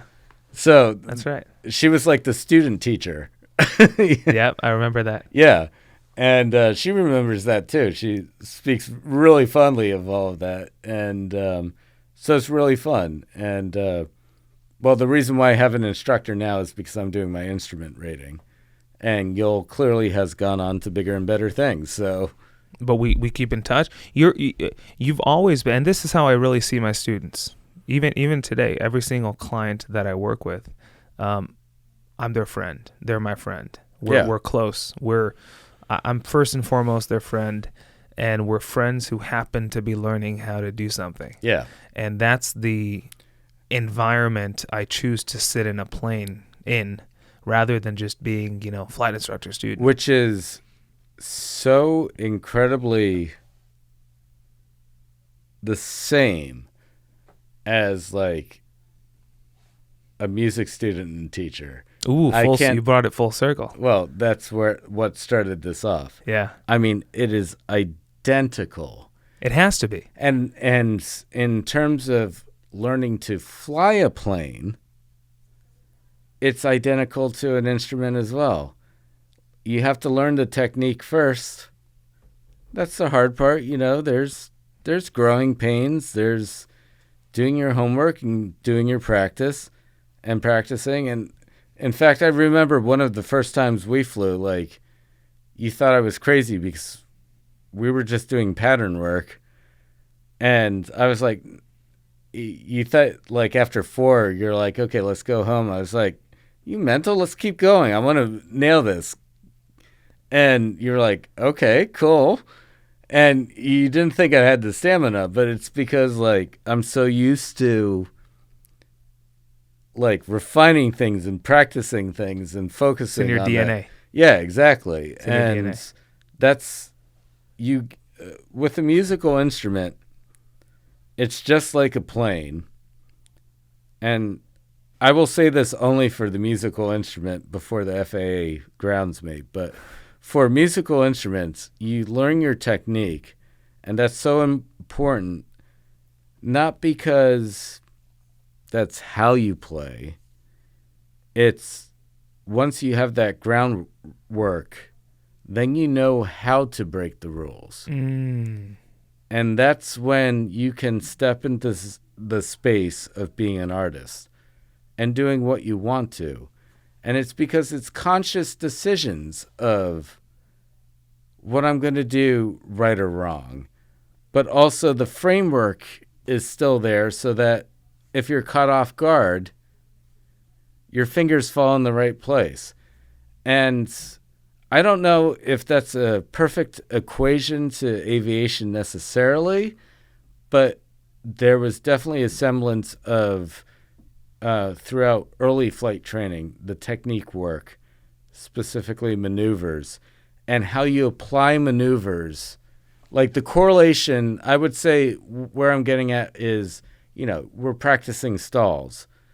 And at first, when you practice stalls, it's like you do this. And you're like, whoa, the fuck is a power off stall? Why am I doing this? And then power on. And then the next thing you figure out is, oh, this has something to do about takeoff and landing.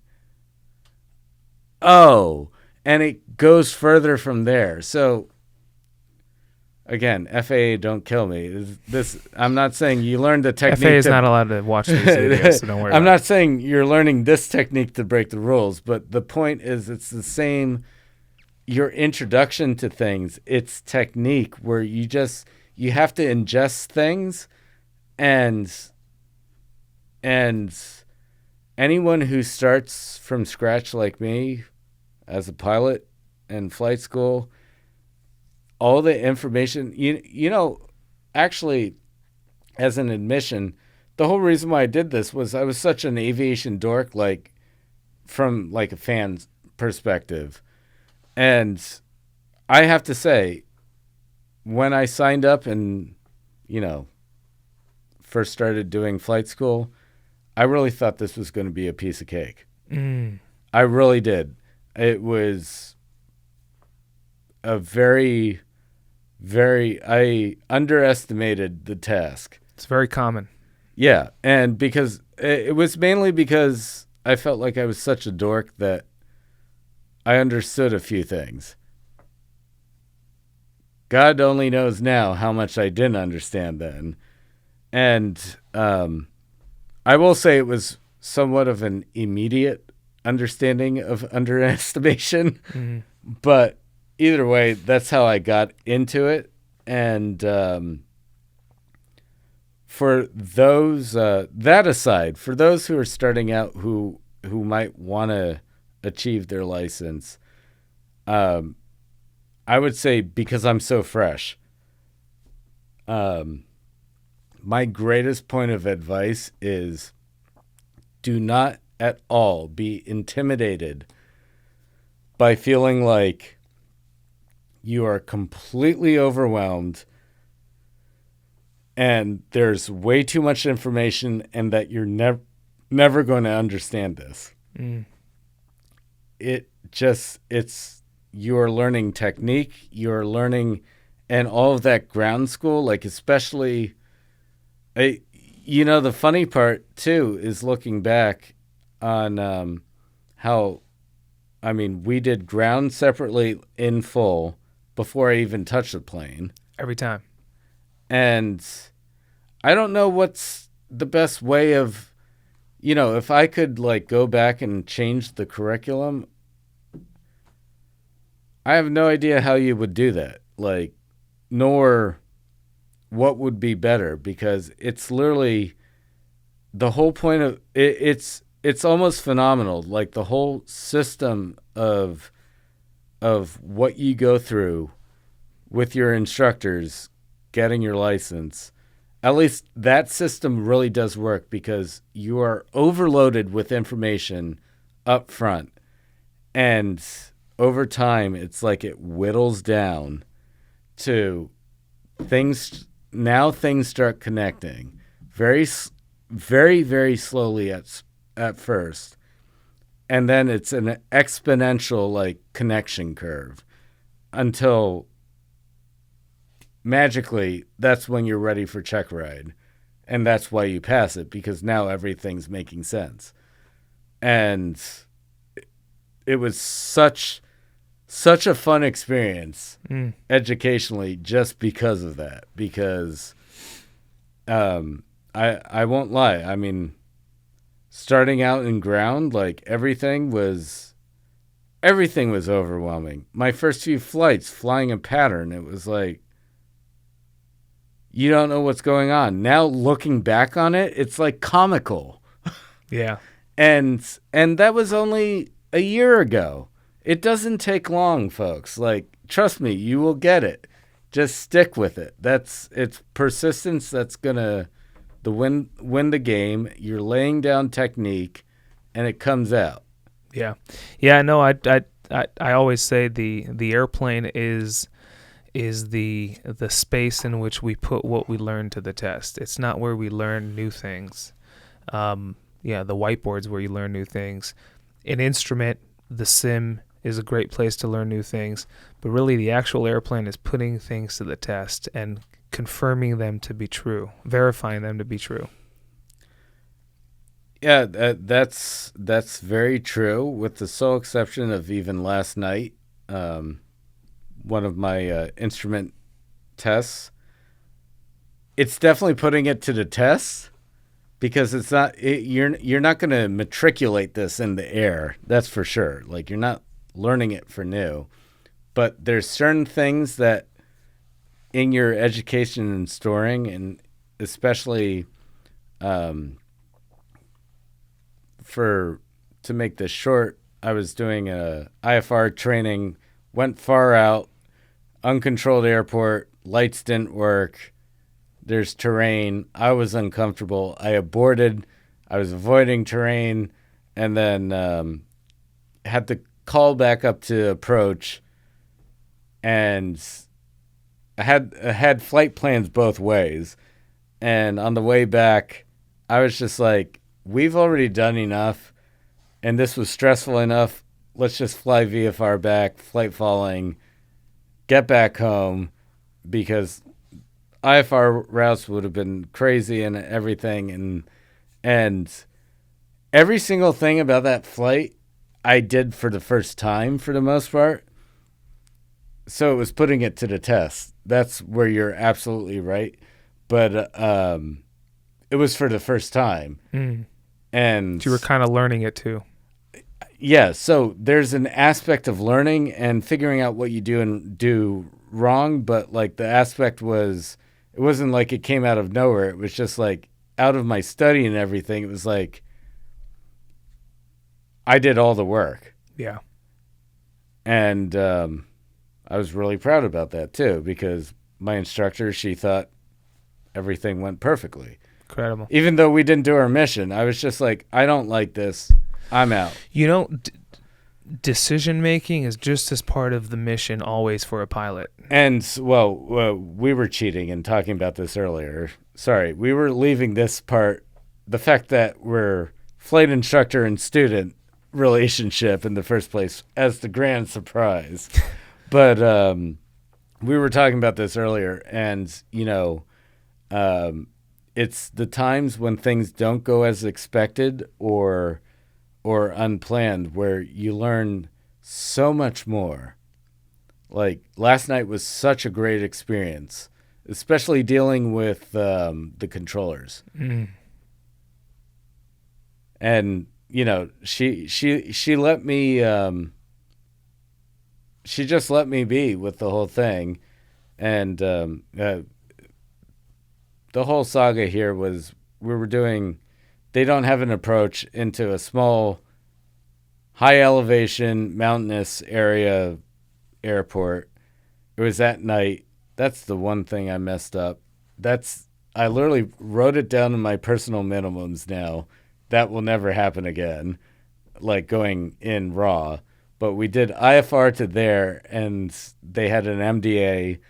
And then finally, once we queued up the lights, that's when we canceled, went in for VFR, and the lights were just janky. There's no other way to put it. Like, I mean, these runway lights, once I finally got them on, like, I mean, it looked like candles down the runway. Yeah. And the way I think of the pilot controlled lighting is like it's this. I've always thought of it this way. It's like the controller for the jacuzzi. You turn it on for 15 minutes, and then timer turns off. And then sometimes the bubbles are just not strong. Yeah. It's a jacuzzi. This one was really janky, and the thing was there was even a NOTAM about them. Like, it was a different, like, key up. But yeah. And so I kept on getting, like, their automated thing come over the radio instead of the lights turning on. You would think that if you're getting the information, turn on the damn lights. Like, what? And by the way, FAA, who thinks of this shit? Like... If someone's keying up like that, just turn on the lights. Like, it's Give him the lights. Yeah. So we could talk for weeks about flying, and by the way, I'd love if you'd come back on sometime and we could just talk about flying. Good. I'll have more experience. Yeah, there you go. We'll talk about flying. In fact, as we're sitting here, I already have someone in mind who I think would be make a great conversation if we had me, you, and them on.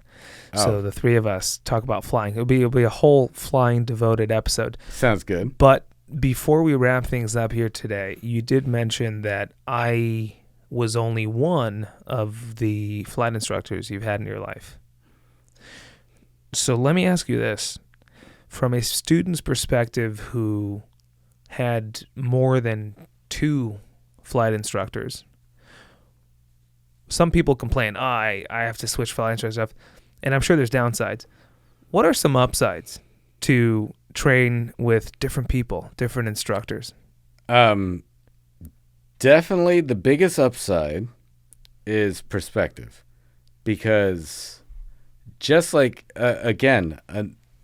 your original question, the similarities between music and aviation, that's probably what I get off to more than anything, but this is definitely one. But in aviation, everyone has different opinions. And so it's perspective. Definitely the biggest upside, I would say, between all of my instructors, and mind you, having multiple instructors, this wasn't by choice. This was just how things happen. Yeah, no, I had a ground instructor, and then when I was ready for flight training, I had a flight instructor, and then I had life things, and I took 6 months off. And then when I came back, my flight instructor had already moved on.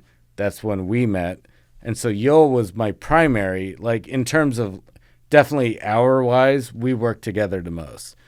And never mind, you got me through check ride and everything. So you were the most prevalent, and now you've moved on, like everything. And now I have a new one. Lily's now my instructor for instrument. But definitely the thing that is the best about that, I don't view it as a negative whatsoever, because everyone has their different perspectives, and it makes you formulate your own opinion about like everything that's going on and how. Because everything has to click in your head with what you're learning. And, it's not a matter of do this, and do that if this happens. Like, it's never like that. It's not a checklist. Like, you're formulating decision making. And the more perspective that you have, I think the better decision making you're going to end up with yourself. Mm-hmm. And eventually in time, maybe I'll become someone who contributes to someone else's decision making. That's how it works. And that actually I would highly advise it.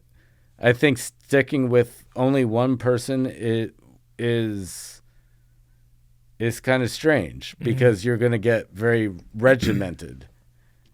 So you being with multiple different instructors allowed you to see how they all do their own thing, their own way. Well, you forget our first flight even.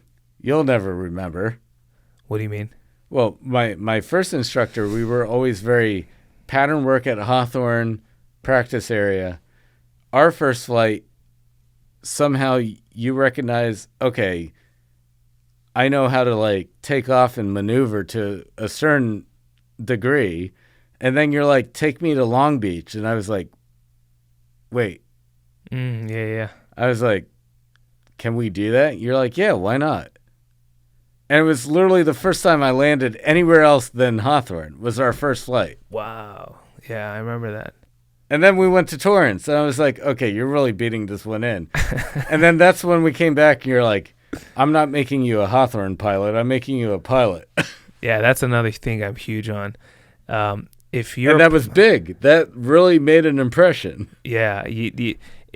And this for anyone out there watching, undergoing flight training, If your instructor is making you a local airport pilot out Yeah. of the one you're flying out of, ask for a refund because that's not cool. No. As a pilot, you should be able to learn the skills necessary to fly here, Florida, Texas, New York, Seattle, and Wyoming, all the same.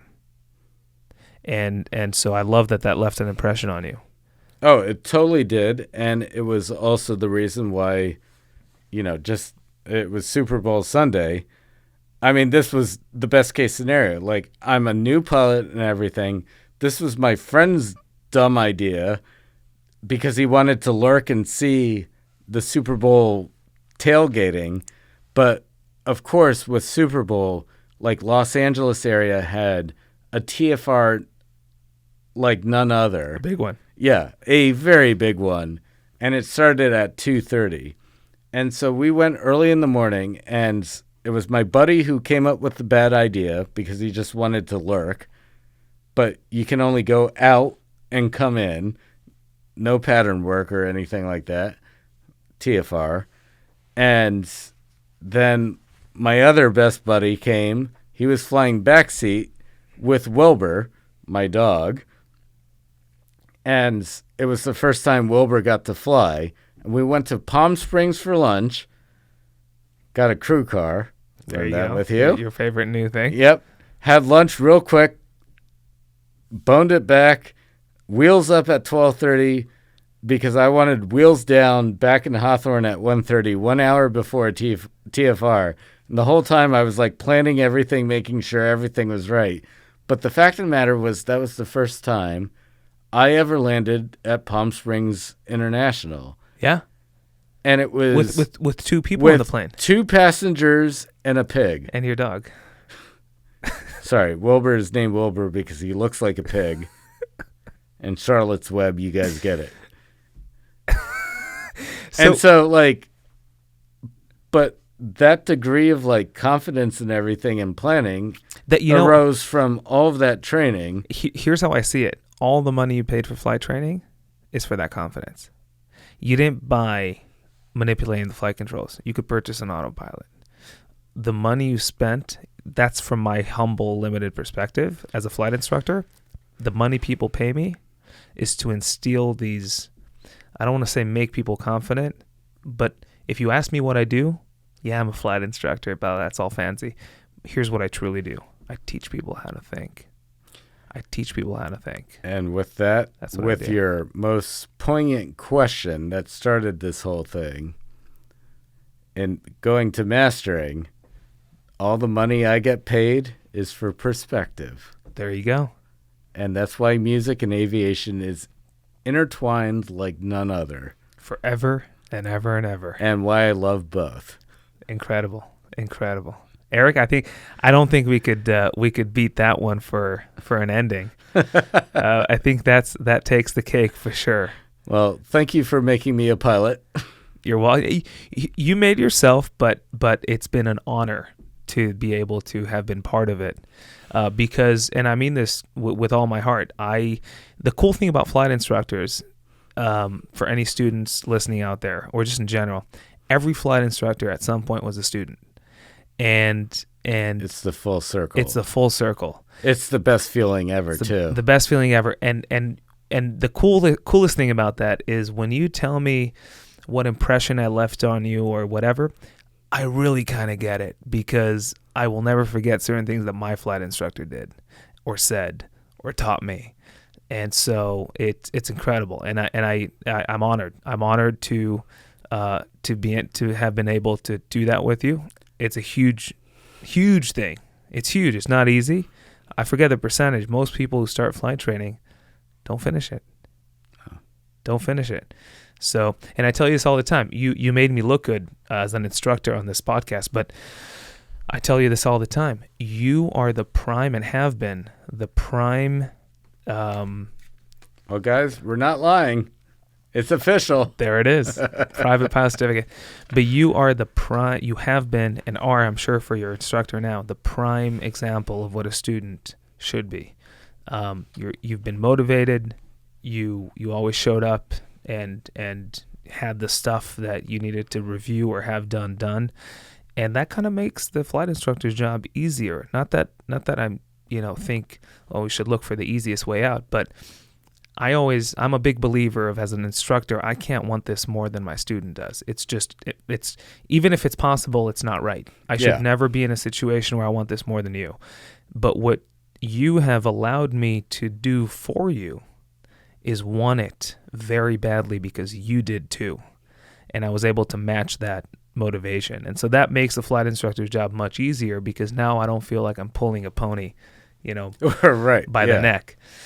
So yeah, I mean, that's few things make a flight instructor's job better than a motivated student. That's what you definitely were. But it sounds like that's what you do with anything in life after our conversation today. Well, yeah, I mean, I'm in music, so typically things don't kill people. But like when it comes to aviation, like that's another aspect of seriousness that I'll lay on things. Yeah. And attention, because yes, there is danger involved. Yeah. Let's not disagree with that. There's no 45 knot crosswinds in your studio. Yeah, correct. Yes. Like the worst thing that's going to happen is I don't make FedEx. But then if you don't, you could just fly it there. Yeah, that means the client gets it in 2 days. Boo-hoo. Incredible. Well, Eric, looking forward for our next time. We'll talk all about aviation in length. I love it. It'll be exciting. And seriously, thanks for coming on. Learned a lot. I always knew what you do. Seriously, I knew what you do, but I never kind of knew the backstory with as much detail as you shared. And so it's the first time that we got to wear different headsets for that's true. Yeah, the same amount of time. That is true. Yeah, that's true. And so it's incredible. Learned a lot, and I appreciate you taking the time. I know your time's valuable to making it happen. Awesome. Thanks, Eric. My pleasure. Appreciate it. Solid. Incredible.